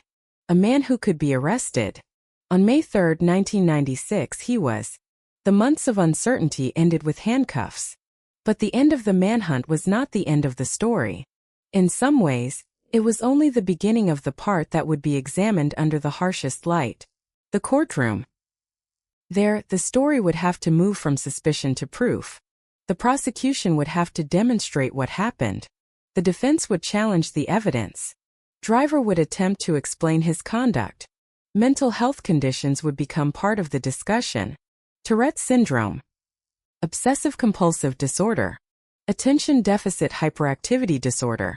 Questions would arise about what these conditions meant and what they did not mean. This distinction is important. A diagnosis does not automatically explain a violent act. And a mental health condition does not automatically remove legal responsibility. The court would have to examine the evidence rather than simply accept a label. The defense could raise explanations. The prosecution could challenge them. And ultimately, the judge would decide what had actually been established. That process would take time. The community would have to wait. Tanya's family would have to wait. Misty would have to wait. The accused would have to wait. But the case had already changed the lives of everyone connected to it. And there was another disturbing question. Was Tanya's murder an isolated act? Or was Terry Driver connected to other attacks? Investigators would eventually examine additional incidents. Some would lead to convictions. Others would remain matters of suspicion or speculation. That distinction must remain clear. True crime has a temptation to connect every unexplained crime to a notorious offender. Once a person has been convicted of a terrible act, people begin looking backward. Every unsolved disappearance becomes a possibility. Every similar assault becomes a potential connection. Every strange detail begins to look meaningful. But suspicion is not proof. And victims of unsolved crimes deserve better than having their stories turned into convenient additions to someone else's legend. The confirmed facts are disturbing enough. Tanya Smith was murdered. Misty Cockerill survived an attack. Terry Driver was arrested. He was convicted. He was sentenced as a dangerous offender. And he remained incarcerated for decades. Those facts do not need embellishment. They are already devastating. But the case continued to cast a shadow long after the verdict. In 2006, Driver was transferred to a facility in Abbotsford for treatment. The decision caused concern. For people connected to Tanya, the idea of the man who had killed her being housed near the community where the crime had happened was deeply unsettling. The physical distance between offender and community had become emotionally significant. A prison far away can feel like containment. A prison nearby can feel like a reminder. It is not only geography, it is memory. The places connected to the crime are not neutral anymore. A road can become a reminder. A river can become a reminder. A neighborhood can become a reminder. And for survivors, those reminders can appear without warning. Years passed. The world changed. Technology changed. People who had been teenagers in 1995 became adults. The community grew. New people arrived who knew nothing about the case. But for those who had lived through it, time did not erase everything. Some wounds close. Others become scars. And scars do not disappear simply because the calendar moves forward. Misty continued living with the knowledge that the person who had attacked her was incarcerated. But incarceration is not the same as forgetting. The possibility of release remained part of the background. In 2021, Driver sought consideration for release. The request was denied because authorities continued to regard him as presenting a significant risk. Then in August 2021, almost 26 years after Tanya's murder, Terry Driver died in prison. He was 56 years old. His death was attributed to what authorities described as apparently natural causes, subject to the appropriate review process. For many people, that would seem like the final chapter. The killer was dead. The prison sentence was over. The possibility of release was gone. But the death of an offender does not automatically end the life of a crime. The case continues to exist in the memories of survivors and families. Tanya's family did not receive their daughter back because Driver died. Misty did not become a different person because Driver died. The events of October 13, 1995 did not disappear. What changed was something more specific. The possibility that Terry Driver could ever walk free disappeared with him. For a survivor who had lived for decades knowing that possibility existed, that could carry an enormous emotional weight. Relief can coexist with grief. Closure can coexist with anger. Justice can coexist with the knowledge that nothing can truly repair what was broken. And perhaps that is the most honest way to understand the aftermath of a murder. There is no perfect ending. There is no courtroom sentence capable of restoring a life. There is no prison term that can return a daughter to her parents. There is no arrest that can erase a survivor's memory. The justice system can punish, can establish responsibility, it can protect the public, but it cannot reverse time. And that is why the story of Tanya Smith must remain at the center. Not the nickname. Not the calls. Not the psychological games. Not even the man who committed the crime. Tanya. A 16-year-old girl who went out one evening and never came home. That simple sentence carries more weight than any sensational headline. Because when we reduce a victim to the circumstances of death, we lose part of the person. Tanya had a life before the crime. She had relationships. She had memories. She had people who loved her. She had possibilities. The crime did not define her. It ended her life. Those are not the same thing. And Misty had a life before the attack too. She was not born a survivor. She became one. There is a difference. A survivor is someone who was forced into a story they never chose.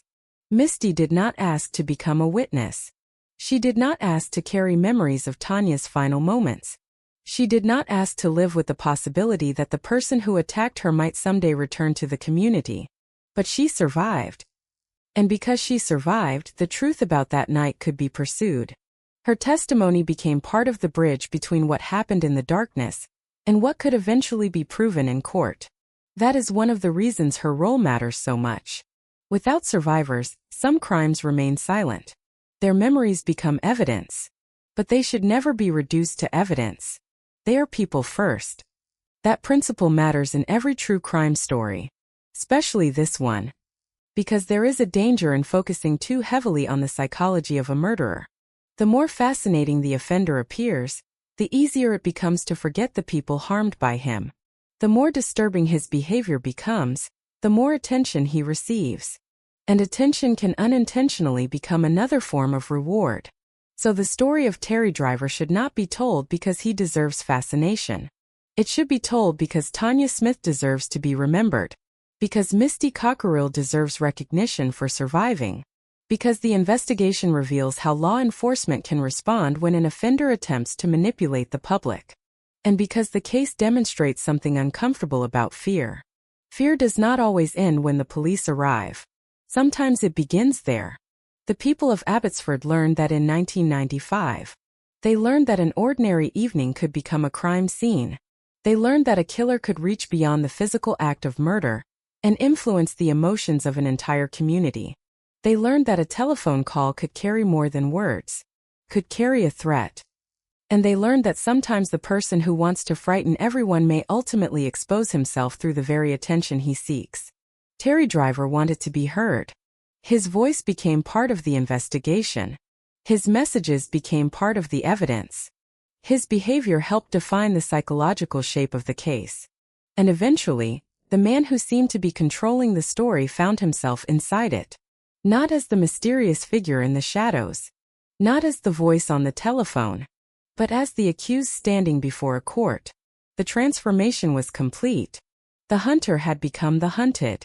The anonymous threat had a name. The voice had a face. The man who had once been able to make an entire community wonder where he was could no longer move freely. But before the verdict, before the sentence, before the years of imprisonment, there was still the question of how everything began. What was Abbotsford like before Terry Driver became its most feared name? Who was Tanya Smith before she became a murder victim? Who was Misty before she became a survivor? And what circumstances brought the three of them into the same story on that October night? Those questions take us away from the prison cell and back toward the beginning. Back to the Fraser Valley. Back to a community that had no reason to expect a crime like this. Back to two teenagers whose lives had not yet been defined by what happened to them. Because if we begin with the killer, we risk seeing everything through his eyes. If we begin with the crime, we risk remembering only the violence. But if we begin with the victims, we see what was actually lost. A friendship. A family. A future. A sense of safety. A belief that an ordinary evening could remain ordinary. And perhaps that is the most important thing to remember before entering the next chapter. Tanya Smith was not born into a crime story. She was not a headline. She was not a case number. She was a 16-year-old girl. And on October 13, 1995, she was walking beside her friend. She did not know Terry Driver's name. She did not know what he intended. She did not know that investigators would later reconstruct her final hours. She did not know that her death would haunt a Canadian community for decades. She did not know that the man responsible would spend the rest of his life behind bars. She only knew where she was going. Party. An ordinary destination. An ordinary night. Until it wasn't. And somewhere ahead of those two girls the path was narrowing. The darkness was becoming deeper. The distance between safety and danger was becoming smaller. The man watching them was getting closer. And in a matter of moments, the ordinary world they knew would disappear. One girl would fight to survive. One girl would lose her life. And a community would begin a search for a man who, perhaps more than anything else, wanted to make sure everyone knew his name. Terry Driver. The Abbotsford Killer. But before he became that name, before the police began hunting him, before the newspapers told his story, there was another story unfolding quietly. The story of Tanya Smith. And that is where we must go next. To understand what happened to Tanya Smith and Misty Cockerill, It is necessary to understand the place they knew before October 13, 1995. Before the police tape. Before the flashing lights. Before newspaper reporters began arriving with cameras and notebooks. Before parents started looking at familiar streets with suspicion. There was Abbotsford, a city in the Fraser Valley of British Columbia, surrounded by farmland, mountains, rivers, and long stretches of roads that could seem almost impossibly quiet once evening settled over the landscape. In the middle of the 1990s, Abbotsford was not the kind of place most people associated with a notorious killer. It was a community where people knew their neighborhoods, where families built routines, where teenagers moved between school, friends, parties, shopping centers, and homes with a level of freedom that was common for young people at the time. There were dangers, of course. There were always dangers. But they were not supposed to be the kind that would eventually become attached to the name of a 16-year-old girl. Abbotsford was part of the larger Fraser Valley, a region whose landscape could make the distance between civilization and wilderness feel surprisingly small. The mountains stood in the background. The agricultural land stretched outward. The roads connected neighborhoods that could feel suburban in one direction and rural in another. There were places where houses stood close together and places where the landscape opened up. There were rivers and wooded areas. There were stretches where a person could be surrounded by the signs of a modern community and still feel the isolation of the countryside. That mixture would later become important, because isolation is not always measured in miles. Sometimes a place can be close to everything and still offer enough privacy for someone to disappear from view. For teenagers, that landscape was simply part of life. They knew the roads. They knew which streets were busy. They knew where friends lived. They knew where people gathered. They knew which routes were faster. They knew where adults were likely to be. They knew the difference between the places that felt safe and the places that felt uncomfortable. That kind of knowledge is something people develop without thinking about it. A teenager rarely studies a neighborhood like a police investigator. They simply learn it. A shortcut becomes familiar. A parking lot becomes ordinary. A particular corner becomes a meeting place. A wooded area becomes just another feature of the landscape. And when a crime occurs, those ordinary places can suddenly become frightening. The road does not change. The trees do not change. The river does not change. But the meaning of those places changes forever. That transformation would come later. On the evening of October 13, 1995, Abbotsford still belonged to the people who lived there. The community had its normal rhythm. Cars traveled through the streets. Homes were occupied. Families went about their evening routines. Teenagers made plans. Somewhere, parents were probably asking when their children would be home. Somewhere else, a teenager was getting ready to go out. There was nothing in the atmosphere announcing that a murder was about to happen. That is one of the most disturbing things about real crime. The world does not pause before violence. There is no warning written across the sky. No dramatic sign appears telling everyone that they should pay attention. A terrible event can happen while thousands of completely ordinary things are happening at the same time. Someone can be making dinner. Someone can be watching television. Someone can be driving home from work. Someone can be laughing with a friend. And somewhere nearby, another person's life can be coming to an end. That was the reality of October 13th. For Tanya and Misty, the evening was not a historical event. It was simply an evening. They were 16. At that age, time often feels different. The future seems enormous. There are years ahead that have not yet been lived. Graduation may still be ahead. Relationships have not yet been formed. Careers have not yet been chosen. Places have not yet been visited. Mistakes have not yet been made. There is still room to become almost anything. That is what makes the loss of a teenager so devastating. The death does not only remove the person who exists. It removes all the people they might have become.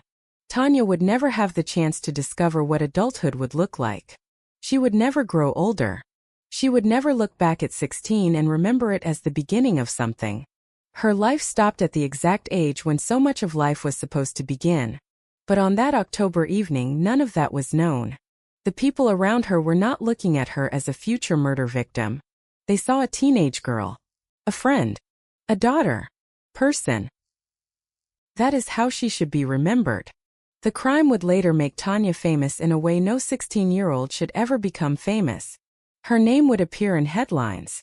Her photograph would become part of reports. Investigators would study the final hours of her life. Journalists would write about the circumstances of her death. But before all of that, she belonged to a much smaller world. Her family.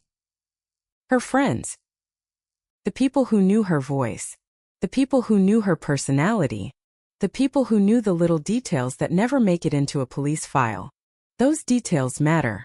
Because a murder investigation naturally focuses on the final moments. Where was the victim? Who was she with? What happened? How did she die? Who killed her? But a human life is not a final moment. It is thousands of moments. The morning routines. The school days. The conversations. The arguments. The laughter. The plans. The small disappointments. The private hopes. The ordinary things that seem meaningless until they are suddenly all that remains. For Tanya's family, those memories would become precious. They would also become painful. Because memories can preserve a person and remind you that the person is gone at the same time.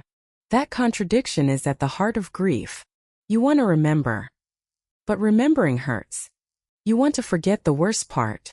But you fear that forgetting anything will mean losing the person again. And while Tanya's family would later be forced to navigate that grief, the community around them would go through another kind of transformation. Fear. Fear is contagious. It moves through conversations faster than official information. One person hears something. They tell another. Parent calls a friend. A teenager hears a warning at school. A newspaper publishes a new development. A radio station discusses the case. Suddenly everyone is talking about the same thing.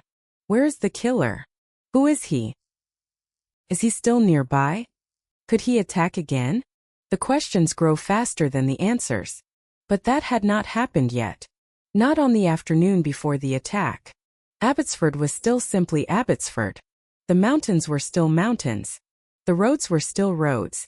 The Vedder River was still a river. No one looking at the landscape could have known that parts of it would soon become connected forever to a murder investigation. This is why geography matters in true crime. Places do not commit crimes. People do. But places can become witnesses. A road can establish movement. A building can establish opportunity. A river can become a location connected to the disposal of a body. A wooded area can become a place where someone believes they will not be seen. The environment can influence what is possible, can create concealment, can create distance, it can create opportunities. And Abbotsford had a landscape in which those possibilities existed. The community's relationship with the surrounding countryside was ordinary. People lived with it. They drove through it. They walked through it. They worked around it. They did not expect to have to think about it as part of a murder investigation. That would change. But before it changed, there was another important factor. The era. 1995 was a very different time from the world we know today. There were no smartphones in the pockets of teenagers. No instant GPS tracking. No social media feeds documenting where someone had been. No constant digital location history. No modern web search capable of producing thousands of results in seconds. If a teenager went somewhere, parents might have to trust what they had been told. If someone disappeared, investigators relied heavily on physical evidence, witness testimony, telephone records, paper files, photographs, and direct observation. Communication moved more slowly. News moved more slowly. But that did not necessarily make fear move slowly. In some ways, uncertainty could become worse. People had fewer immediate ways to verify information. Rumors could spread through word of mouth. A frightening story could be repeated before anyone had the ability to check whether it was true. And when a killer began making telephone calls and sending messages to authorities, the absence of modern communication technology gave those acts an almost old-fashioned intimacy. A telephone rang. Someone answered. A voice appeared from nowhere. The caller could be anywhere. The detective could hear him but not see him. The connection existed for only as long as the caller wanted. Then the line went silent. That kind of communication could feel deeply unsettling. It made the killer seem both close and distant at the same time. Close enough to call, distant enough to remain unidentified. For investigators, every call became a potential opportunity. For the public, every call became another reason to be afraid. And for Driver, the telephone became a way of entering the investigation without physically entering the police station. He could speak to the people hunting him while remaining outside their reach. That apparent control would eventually become one of the defining characteristics of his behavior. But on October 13th, none of that had happened yet. Tanya and Misty were simply walking. The world had not yet given them a reason to believe that they were being hunted. That is an important detail. People often ask after a crime why the victim did not see the danger. Why did they not run? Why did they not call someone? Why did they not choose another route? Such questions can create the illusion that victims are supposed to possess information that only becomes available after the crime. Tanya and Misty did not know what investigators would later learn. They did not know Terry Driver. They did not know what he intended. They did not know that the man they encountered had already decided to use violence against them. The information existed inside his mind, not theirs. That difference is fundamental. The attacker had the advantage of knowing his intentions. The victims did not. And that is why hindsight can be so misleading. From the perspective of 1995, the girls were simply going somewhere. From the perspective of investigators afterward, every movement became important. Every minute mattered. Every location mattered. Every person they encountered mattered. The entire evening would be reconstructed backward. That is how homicide investigations often work. The police begin with the end. A body. A crime scene. A missing person report. A survivor. Then they move backward through time. What happened immediately before? Where was the victim? Who was with her? What happened an hour earlier? What happened that afternoon? Where had she been? Who had she spoken to? What did she intend to do? Slowly, investigators attempt to rebuild a timeline. The strange thing about a timeline is that it can make a life look deceptively simple. 5 o'clock. 6 o'clock. 7 o'clock. A movement from one location to another. A phone call. A meeting. A departure. A disappearance. But real people do not experience their lives as timelines. They experience them as moments.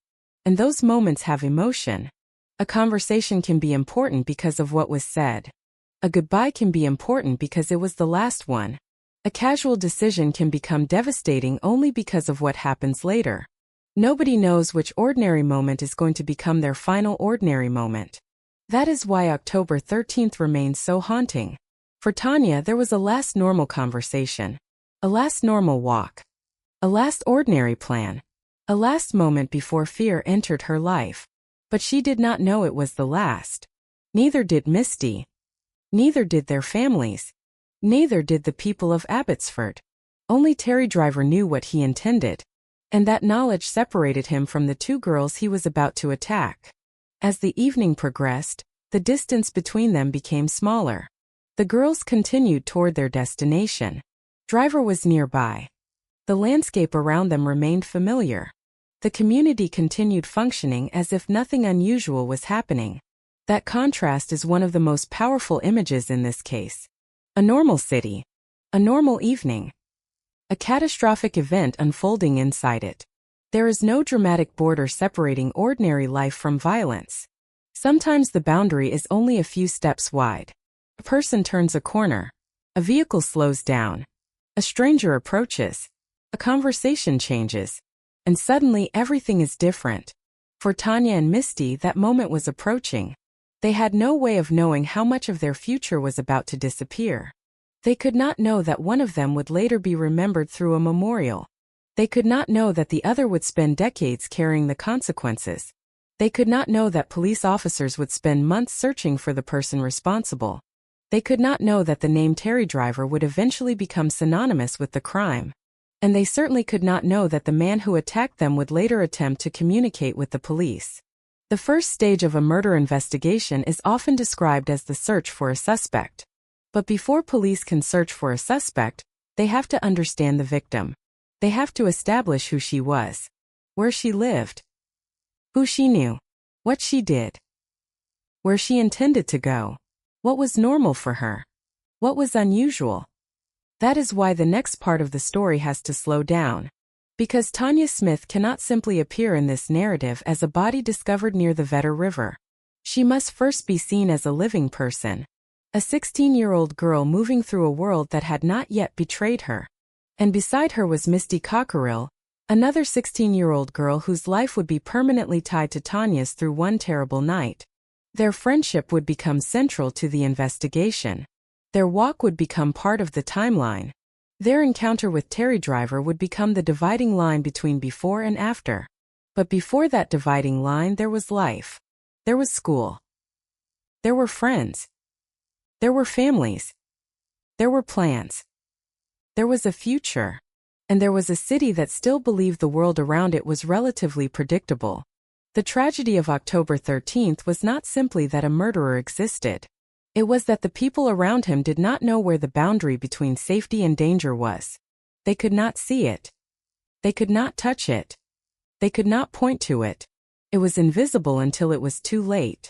And once the attack happened, everyone began looking backward. The same roads were examined differently.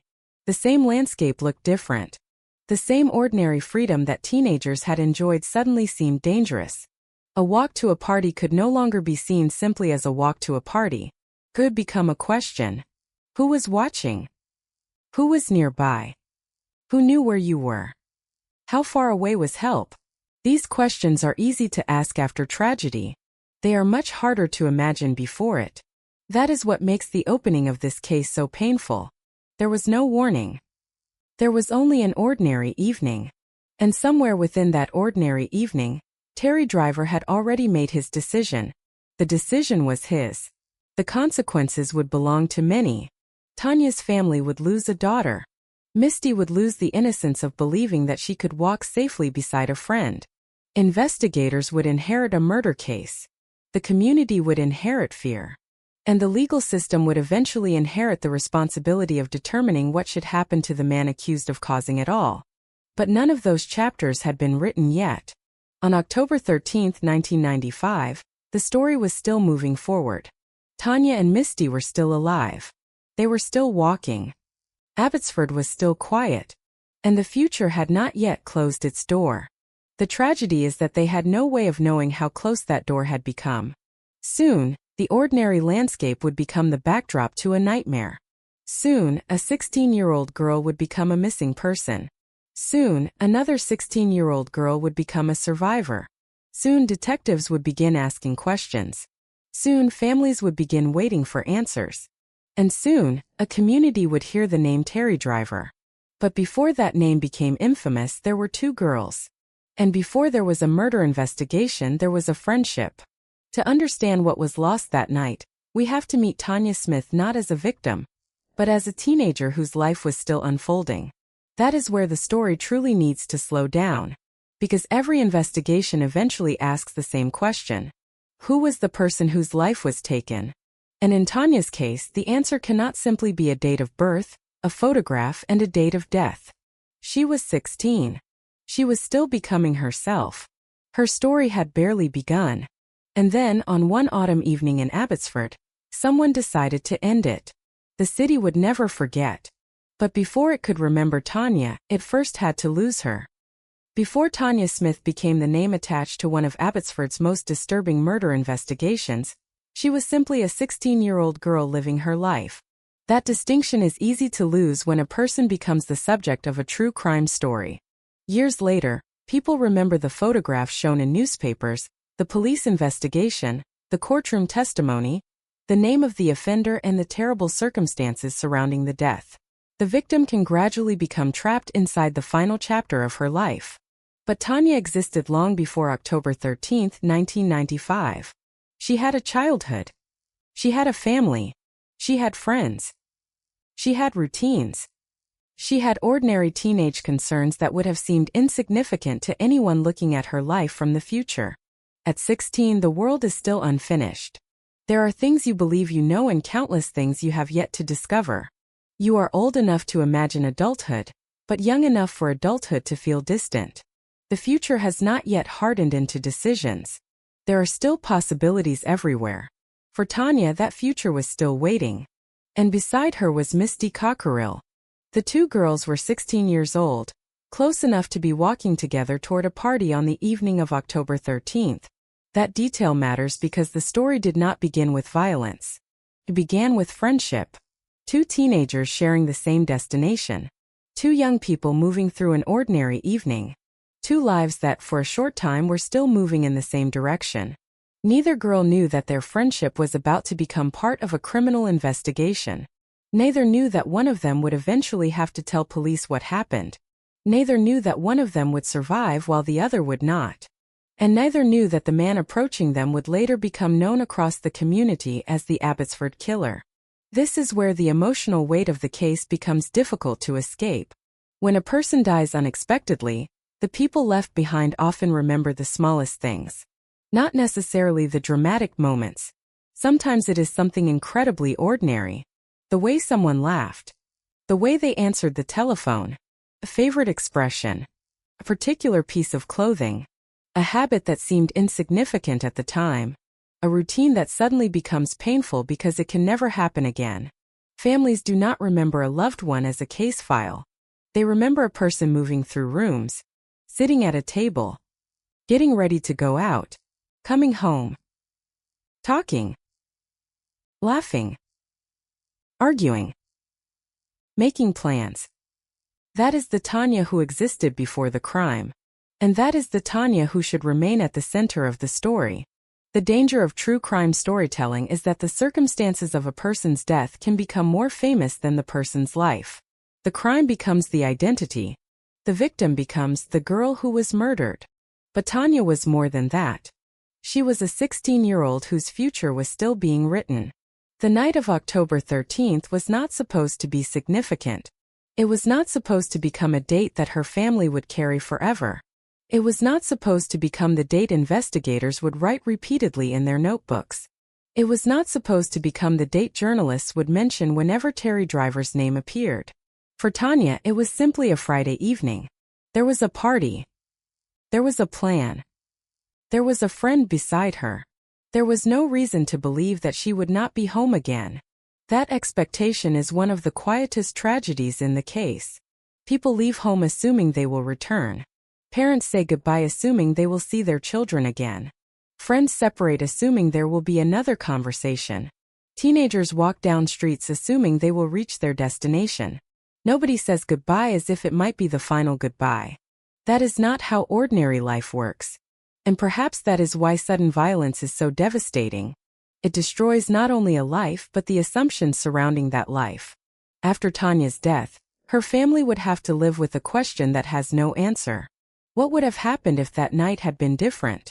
If she had chosen another route? If the party had been somewhere else?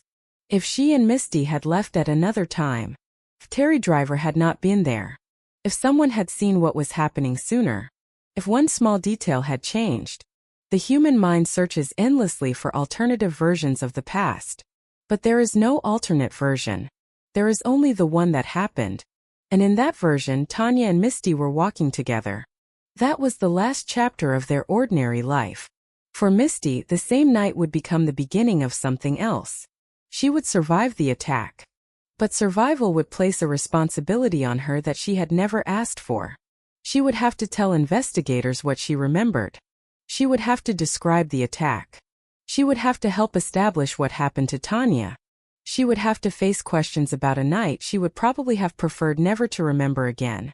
In a homicide investigation, a survivor can become the closest thing investigators have to a map. Physical evidence can show where something happened. Photographs can show what was left behind. Forensic evidence can establish connections. But a survivor can sometimes describe the sequence. Who approached? What happened first? What happened next? What the attacker looked like? What he carried? What he said? Where he moved? What happened to the other victim? Those details can be critical. But there is a human cost to obtaining them. Imagine being 16 years old and being asked to return mentally to a moment in which your friend was being attacked. Imagine being asked to remember the face of the person who hurt you. Imagine being asked to describe the weapon. Imagine being asked where you were standing. Imagine being asked what Tanya was doing. Imagine having to say aloud what happened when the person you came with did not survive. For detectives, these are questions. For Misty, they were memories. And memory can be cruel. A person may be able to describe a traumatic event with extraordinary precision in one moment, and then struggle to remember something simple in another. Certain images can remain permanently vivid. A face. A weapon. A location. A movement. A voice. Trauma does not always organize itself neatly. The mind does not necessarily store a terrible event like a chronological report. Instead, it can preserve fragments. And those fragments can return unexpectedly. A smell. A place. A word. A particular kind of weather. A sound. A road. Decades later, something ordinary can bring back a memory that had been buried for years. That is one reason the aftermath of violent crime can last much longer than the trial. The court has a beginning and an end. A survivor's memory does not follow the court calendar. There is no judge who can announce that the traumatic memory is now finished. There is no sentence that can erase it. And there is no verdict that can return someone to the person they were before. Misty survived. That word is important. But it should never be mistaken for unaffected. Survival means that a person remained alive. It does not mean that nothing was taken from them. On that night, Misty lost the sense of safety that most people take for granted. She also lost her friend. And she became permanently connected to a crime that she had never chosen to be part of. For Tanya's family, the loss was even more absolute. There would be no recovery. No laterkanversasjen. No birthday in adulthood. No graduation from later stages of life. No future photographs showing Tanya at 20, 25, or 30. No chance to watch her change. The final photograph would always be from a time before the person she might have become existed. This is one of the most painful aspects of a young person's murder. The older they should have become, the more obvious their absence becomes. A 16-year-old death remains frozen. Everyone else continues aging. Friends grow older. Parents grow older. Siblings grow older. The world moves. But the victim remains 16. That creates a strange relationship with time. Years can pass while the victim's age never changes. The person remains exactly where the killer left them. The people who love them continue forward without them. For Tanya's family, that reality would become part of the aftermath. But on the evening of October 13th, none of them knew what was coming. Tanya and Misty were still moving toward the party. The night still belonged to them. And somewhere nearby, Terry Driver had already made the decision that would destroy that normality. There is a psychological difference between the victim and the offender that is important to understand. The victims are experiencing the present. The offender is acting according to an intention. Tanya and Misty were simply living. Driver was choosing. The girls were moving through their evening without knowing what was in another person's mind. Driver had information they did not have. He knew what he intended to do. They did not. That asymmetry is at the center of predatory violence. The victim is not playing the same game as the offender. There is no fair contest.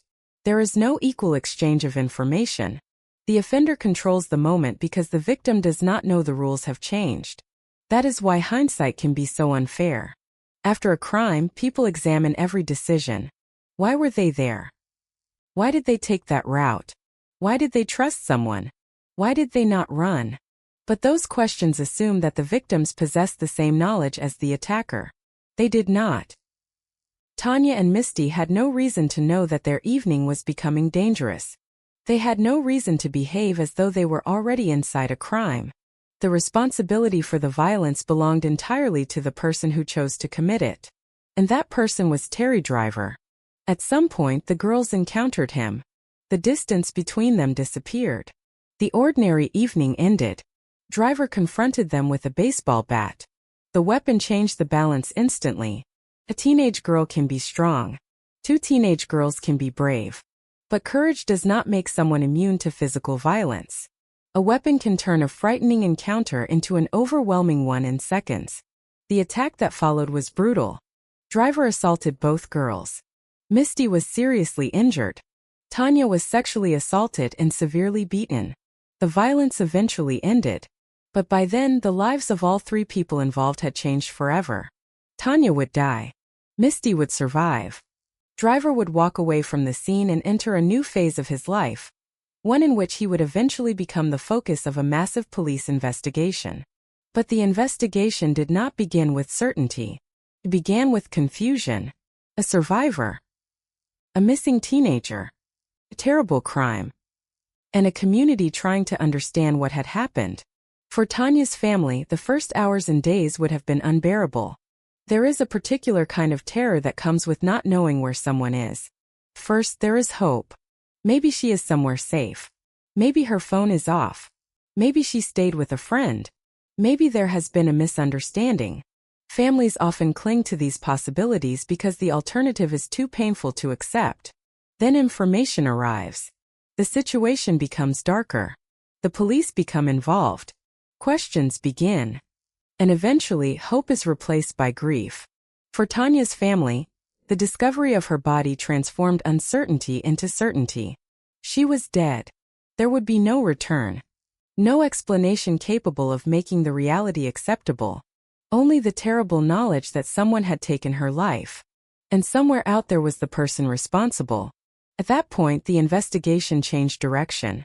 Police were no longer simply searching for Tanya. They were searching for her killer.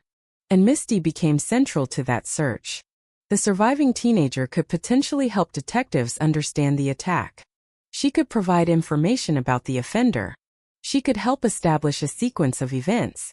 Her survival had become a critical piece of the investigation. But while investigators were searching for facts, the public was beginning to create its own story. That is another common feature of major criminal cases. When information is incomplete, people fill the gaps. Rumors emerge. Theories spread. People connect unrelated events. Someone remembers a suspicious man. Someone else remembers a strange vehicle. Someone says they saw something. Another person claims to know more than they actually do. Some information is useful. Some is mistaken. Some is completely false. Investigators have to separate the signal from the noise. And in a frightened community, that can be extremely difficult. Fear makes ordinary events look suspicious. A stranger standing on a corner becomes frightening. A vehicle parked for too long becomes suspicious. A man walking alone at night becomes a potential suspect. People begin looking for the killer everywhere. But the real killer may be much closer than anyone expects. Eventually, the investigation would identify Terry Driver. But before that happened, the police needed to build a picture of him. Who was this man? What had brought him to the point where he could attack two teenage girls? What was happening inside his mind? What did he want? And why, after the murder, would he repeatedly communicate with police? These questions would become central later. For now, investigators had to focus on the facts. Tanya was dead. Misty had survived. The attacker had used a baseball bat. The crime had occurred on October 13th. The killer was still free. And somewhere in Abbotsford, a man who knew exactly what he had done was going about his life. That thought alone was terrifying. A killer does not necessarily look like a killer. He can stand in a store. He can sit in a car. He can walk down a street. He can speak to another person. He can answer a telephone. Nothing about his appearance automatically announces what he has done. That is why police work depends on evidence rather than intuition. The investigators could not simply point to someone and say, "He looks dangerous." They had to prove a connection. They had to build the chain. And that chain would eventually become stronger because of something Driver himself could not seem to resist. He wanted to communicate. The police began receiving calls. The caller appeared to know details about the crime. The calls contained information and provocation. The unknown offender was not simply silent. He was inserting himself into the investigation. For the investigators, this was both frustrating and potentially useful. A caller who speaks can reveal things. The way he speaks. The words he chooses. The information he knows. The information he avoids. The confidence in his voice. The emotional tone. Even silence can become meaningful. And then came the moment when someone recognized that voice. Terry Driver's mother. A woman who had no reason to expect that her son would be connected to a murder investigation, suddenly found herself listening to a familiar voice in an unfamiliar context. The voice of her son. The voice connected to the calls. The recognition was devastating, but it also gave police what they needed. A direction. A suspect. A name. Terry Driver. The man who had been a shadow was beginning to take shape. But there was still a long road ahead. The arrest would not erase the crime. The conviction would not restore Tanya. And the sentence would not remove the trauma from Misty's life.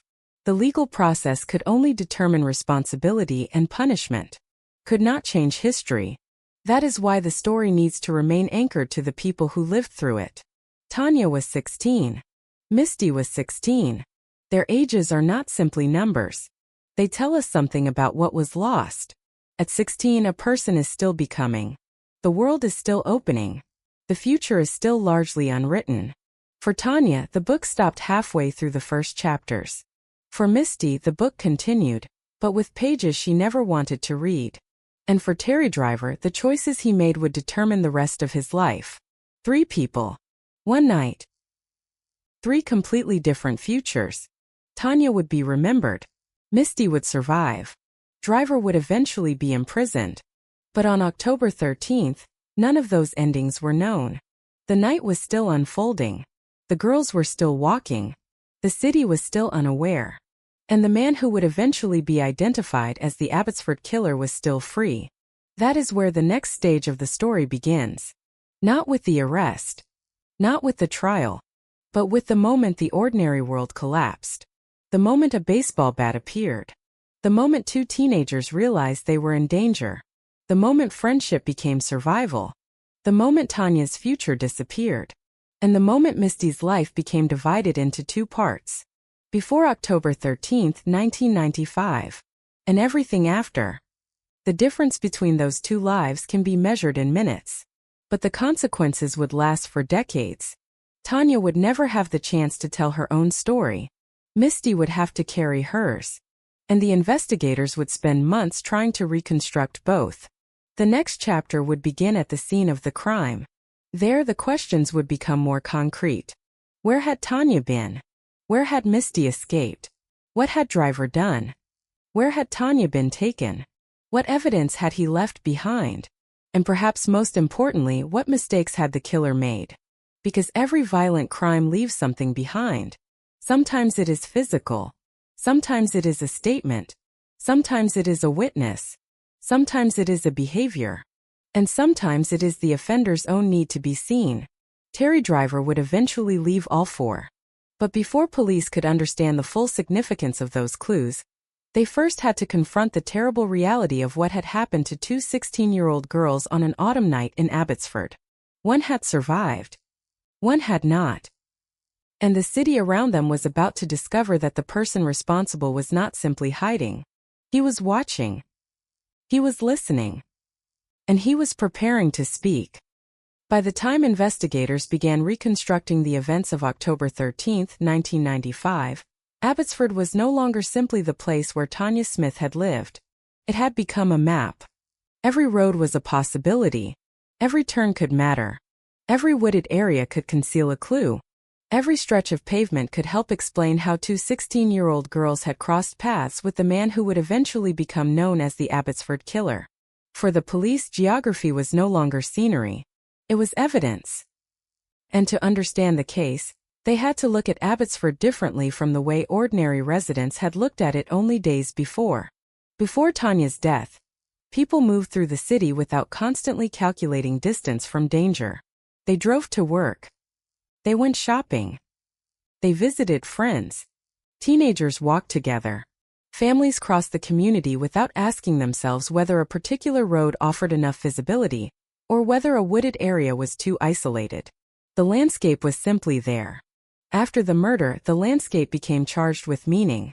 A place where people had once stopped without thinking could suddenly feel threatening. A road that had once been nothing more than a shortcut could become a route investigators needed to reconstruct. A river that had existed for generations could become inseparable from the memory of a murdered 16-year-old girl. This is one of the strange things about crime scenes. The physical world does not know what happened there. Trees do not remember. Roads do not remember. Buildings do not remember. Rivers continue moving. Cars continue passing. People continue living. But human beings attach memory to places. And once that happens, a location can become permanently associated with a single terrible event. The Vetter River would become one of those places. Tanya's body was taken to the area of the river after the attack. The river itself had nothing to do with the crime. Simply existed. Water moving through the Fraser Valley. Landscape stretching beyond it. Nature continuing its ordinary rhythm, while a human tragedy unfolded nearby. That contrast is difficult to ignore. Nature does not stop for murder. The river does not become silent because someone has died. The sky does not darken because a family has just lost a daughter. The world continues. That continuation can feel almost cruel to people experiencing grief. For the family of a murdered person, the day after the death can feel like the entire universe should have changed. But outside the house, traffic continues. Stores open. People go to work. Children go to school. The sun rises. The ordinary world keeps moving while one family has entered an entirely different reality. In Abbotsford, that reality was about to expand beyond Tanya's family. The community was beginning to understand that the person responsible was still free. And that meant the geography of everyday life suddenly mattered. Where could the killer go? Where could he hide? Where could he approach another victim? What areas were isolated? What roads offered escape? What places did he know? What places did he have access to? These questions became part of the investigation.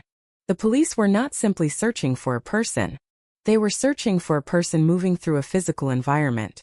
And the environment of Abbotsford offered both advantages and complications. The Fraser Valley is a landscape of contrasts. Urban areas sit alongside agricultural land. Residential streets can lead toward open countryside. Mountains rise in the distance. Rivers and wooded areas interrupt developed spaces. There are places where visibility is high and places where a person can disappear from immediate view. For investigators, these differences mattered. A predator does not necessarily need complete isolation. Sometimes a few seconds without witnesses are enough. A person can move from one environment to another. From a populated street into a quieter area. From a neighborhood into open land. From visible space into concealment. That possibility makes a landscape like Abbotsford complicated to investigate. The police had to think about movement. Not only where the crime occurred, but how someone could have reached that location and where they could have gone afterward. The timeline became critical. Every minute had to be examined. If Tanya and Misty had been walking toward a party, investigators needed to know where they had been before the attack. If Driver had been watching them, investigators needed to understand where he could have positioned himself. If Tanya was later moved, investigators needed to consider the route. Each question narrowed the possibilities. A murder investigation often feels like a search for one missing piece. But in reality, it is usually a process of assembling dozens of pieces that may not initially appear connected. A witness sees something. Another person remembers a detail. A survivor describes an attacker. A location fits a timeline. A telephone call reveals knowledge that an ordinary person should not possess. A suspect's behavior raises another question. Individually, each piece may seem incomplete. Together, they can become a picture. The picture investigators were trying to build in 1995 was still incomplete. They knew Tanya was dead. They knew Misty had survived. They knew a violent attack had occurred. They knew the attacker had used a baseball bat. They knew someone had committed an act of extreme violence. But they did not yet know how all the pieces connected to Terry Driver. That connection would eventually become clearer.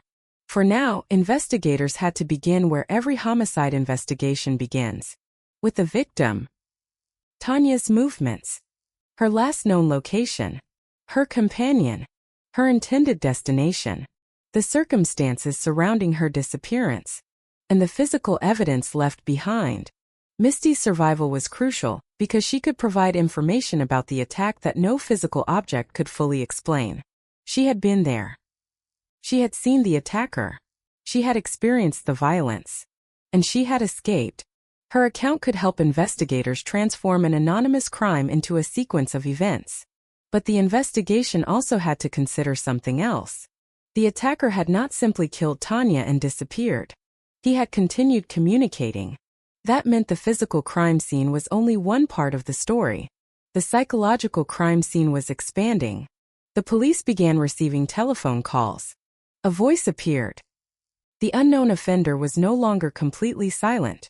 He was talking. And what he said mattered. When an offender contacts police voluntarily, investigators have to ask why. Is the person trying to control the investigation? Is he seeking attention? Is he attempting to mislead investigators? Is he trying to demonstrate superiority? Is he frightened and attempting to negotiate? Is he enjoying the reaction? There is no universal answer. Every offender is different. But communication creates opportunities. The person has to choose words. Words reveal patterns. Patterns can reveal identity. And identity was exactly what investigators needed. The caller appeared to know information about the crime. That made the communications more significant. If a caller knows details that have not been publicly released, investigators have to ask where that knowledge came from. Could it be someone close to the victims? Could it be someone involved in the investigation? Could it be the offender? Could the information have been leaked? Every possibility has to be examined. The police could not simply assume. But the more the caller spoke, the more difficult it became to treat the communications as meaningless. There was a person behind the voice. And eventually, that voice would matter enormously. Before that breakthrough, however, the calls created another problem: public fear. A person who calls police after a murder is not only communicating with investigators. He is potentially communicating with the entire community. If the calls become known publicly, they become part of the atmosphere surrounding the case.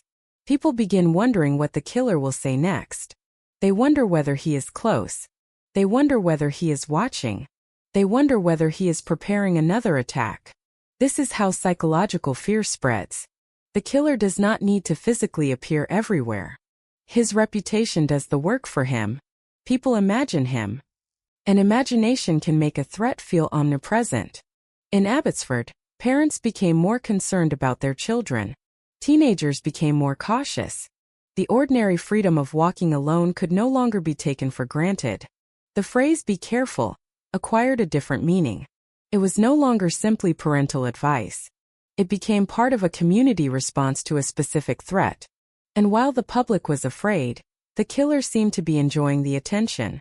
That behavior would later become one of the most revealing aspects of Terry Driver's psychology. There is a difference between committing a crime and wanting recognition for committing it. Many offenders desperately want anonymity. Driver appeared to want the opposite. He seemed determined to remind people that he existed. The damaged gravestone associated with Tanya was one of the clearest examples. A grave is a symbol of finality. The person is gone. The family comes to remember. The physical marker gives the dead a place in the world.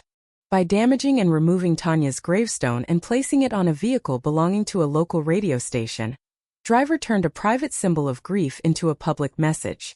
The act had an audience. It was designed to be seen. And that mattered. Because the crime was no longer confined to the place where Tanya died. It was entering homes through the media. It was entering conversations through radio. It was entering the emotional lives of strangers. The killer was expanding the reach of his original violence. Tanya was dead. But her name was still being used to generate fear. That is one of the cruelest elements of the case. A victim's memory can be manipulated by the offender even after death. The offender can attempt to control how people remember the crime. But the family can resist that. The community can resist that. And investigators can resist it by focusing on evidence. That is why the investigation had to remain disciplined. The police could not allow fear to determine their conclusions. They had to distinguish between what was known and what was merely suspected. This was particularly important because the case would eventually generate questions about other attacks. Driver would later be convicted in connection with additional assaults that he had discussed in a letter. But other incidents would remain unproven. That distinction matters. Once a suspect becomes notorious, investigators and the public can be tempted to connect him to every similar crime in the area. A woman is attacked. Someone remembers that Driver lived nearby. A disappearance remains unsolved. Someone suggests a possible connection. A strange incident is reported. Theories begin circulating. But a theory is not a conviction. A suspicion is not evidence. And a responsible account of true crime must preserve that distinction. The confirmed case against Driver was already horrifying. There was no need to turn uncertainty into certainty. What mattered most was what could be established. Tanya Smith was murdered. Misty Cockerill survived a violent attack. Driver was eventually arrested. He was convicted. He was designated a dangerous offender. He received a life sentence with no possibility of parole for at least 25 years. Those facts were enough to make the case one of the darkest in Abbotsford's history. But before the courtroom could determine responsibility, investigators had to identify the man behind the calls. And that would happen through something unexpectedly intimate. A voice. Not a fingerprint. Not a dramatic forensic discovery. Not a confession delivered in an interrogation room. A voice. Terry Driver's mother recognized it. That recognition is one of the most striking moments in the entire investigation, because it demonstrates something investigators often discover. The person who knows the suspect best can sometimes recognize what strangers cannot. A voice is personal. It contains patterns developed over years. A particular rhythm. A particular way of emphasizing words. A particular sound at the end of a sentence. Someone who has heard that voice for years can identify it, even when the circumstances seem impossible. For Driver's mother, recognition must have been horrifying. For police, it was potentially decisive. The anonymous caller now had a name. Terry Driver. The investigation moved closer to its target. But Driver was not yet in custody. The police still had to locate him. They still had to build enough evidence.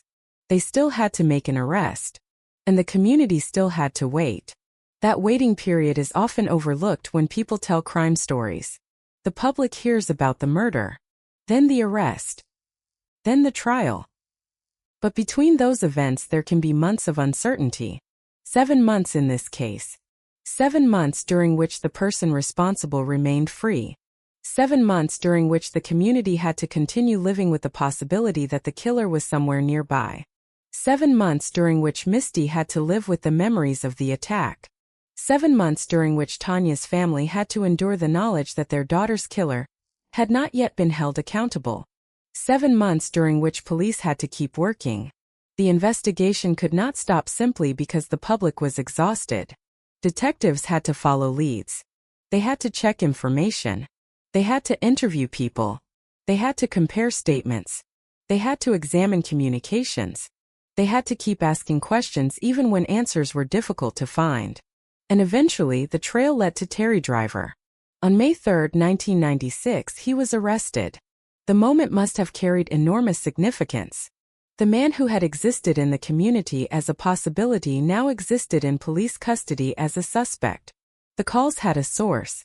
The fear had a name. The investigation had a direction. But for the people who had suffered, the arrest was not an ending. For Misty, it could not erase what had happened. For Tanya's family, it could not bring their daughter home.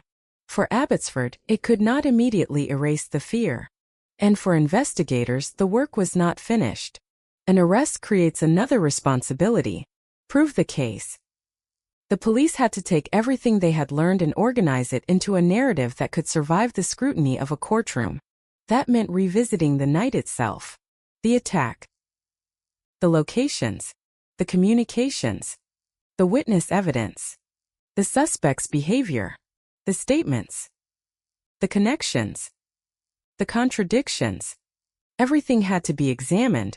And in the courtroom, the story would be told again. But this time it would be told through evidence. That distinction would matter enormously. The public had already formed opinions. The media had already given driver a terrifying identity.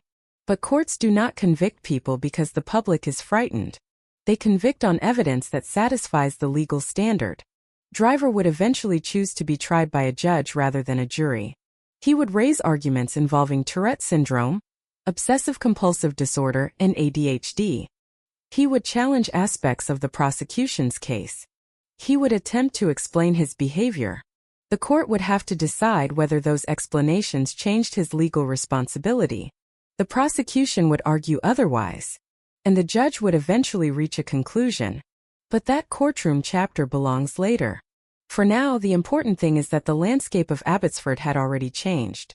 The city was no longer merely the backdrop. It had become part of the memory. The road where two girls had walked. The places connected to the investigation. The area around the Vedder River. The community where Tanya had lived. The places where people had searched. The locations where police had looked for answers. Every place had become part of the story. And that is what happens when violence enters a community. It changes geography without moving a single building. A street can remain exactly where it was. But the people who remember what happened there see it differently. The river keeps flowing. But someone remembers what was found nearby. A neighborhood keeps growing. But someone remembers when police cars filled the streets. A telephone continues ringing. But someone remembers that a voice once came through a line and terrified an entire city. Places carry stories because people carry memories. And Tanya's story would become one of those memories. Yet the most important part of that memory should never be the killer's performance. It should be the life that existed before him. Tanya was 16. Misty was 16. They were not symbols. They were not characters created for a crime story. They were young people living ordinary lives. The horror came from the fact that an ordinary life can be interrupted by another person's decision. That is why the story of October 13th is so difficult to forget. It reminds us that danger does not always arrive with a warning. Sometimes it is already there. Sometimes it is standing nearby. Sometimes it is watching. And sometimes the person who creates the greatest fear is not the person who disappears afterward. It is the person who keeps calling, keeps talking, keeps leaving reminders, keeps insisting that the community remember him. Terry Driver did exactly that. And in doing so, he helped create the very investigation that would eventually close around him. The voice that was supposed to frighten police became a clue. The messages that were supposed to demonstrate control became evidence of his behavior. The attention he sought created more scrutiny. The identity he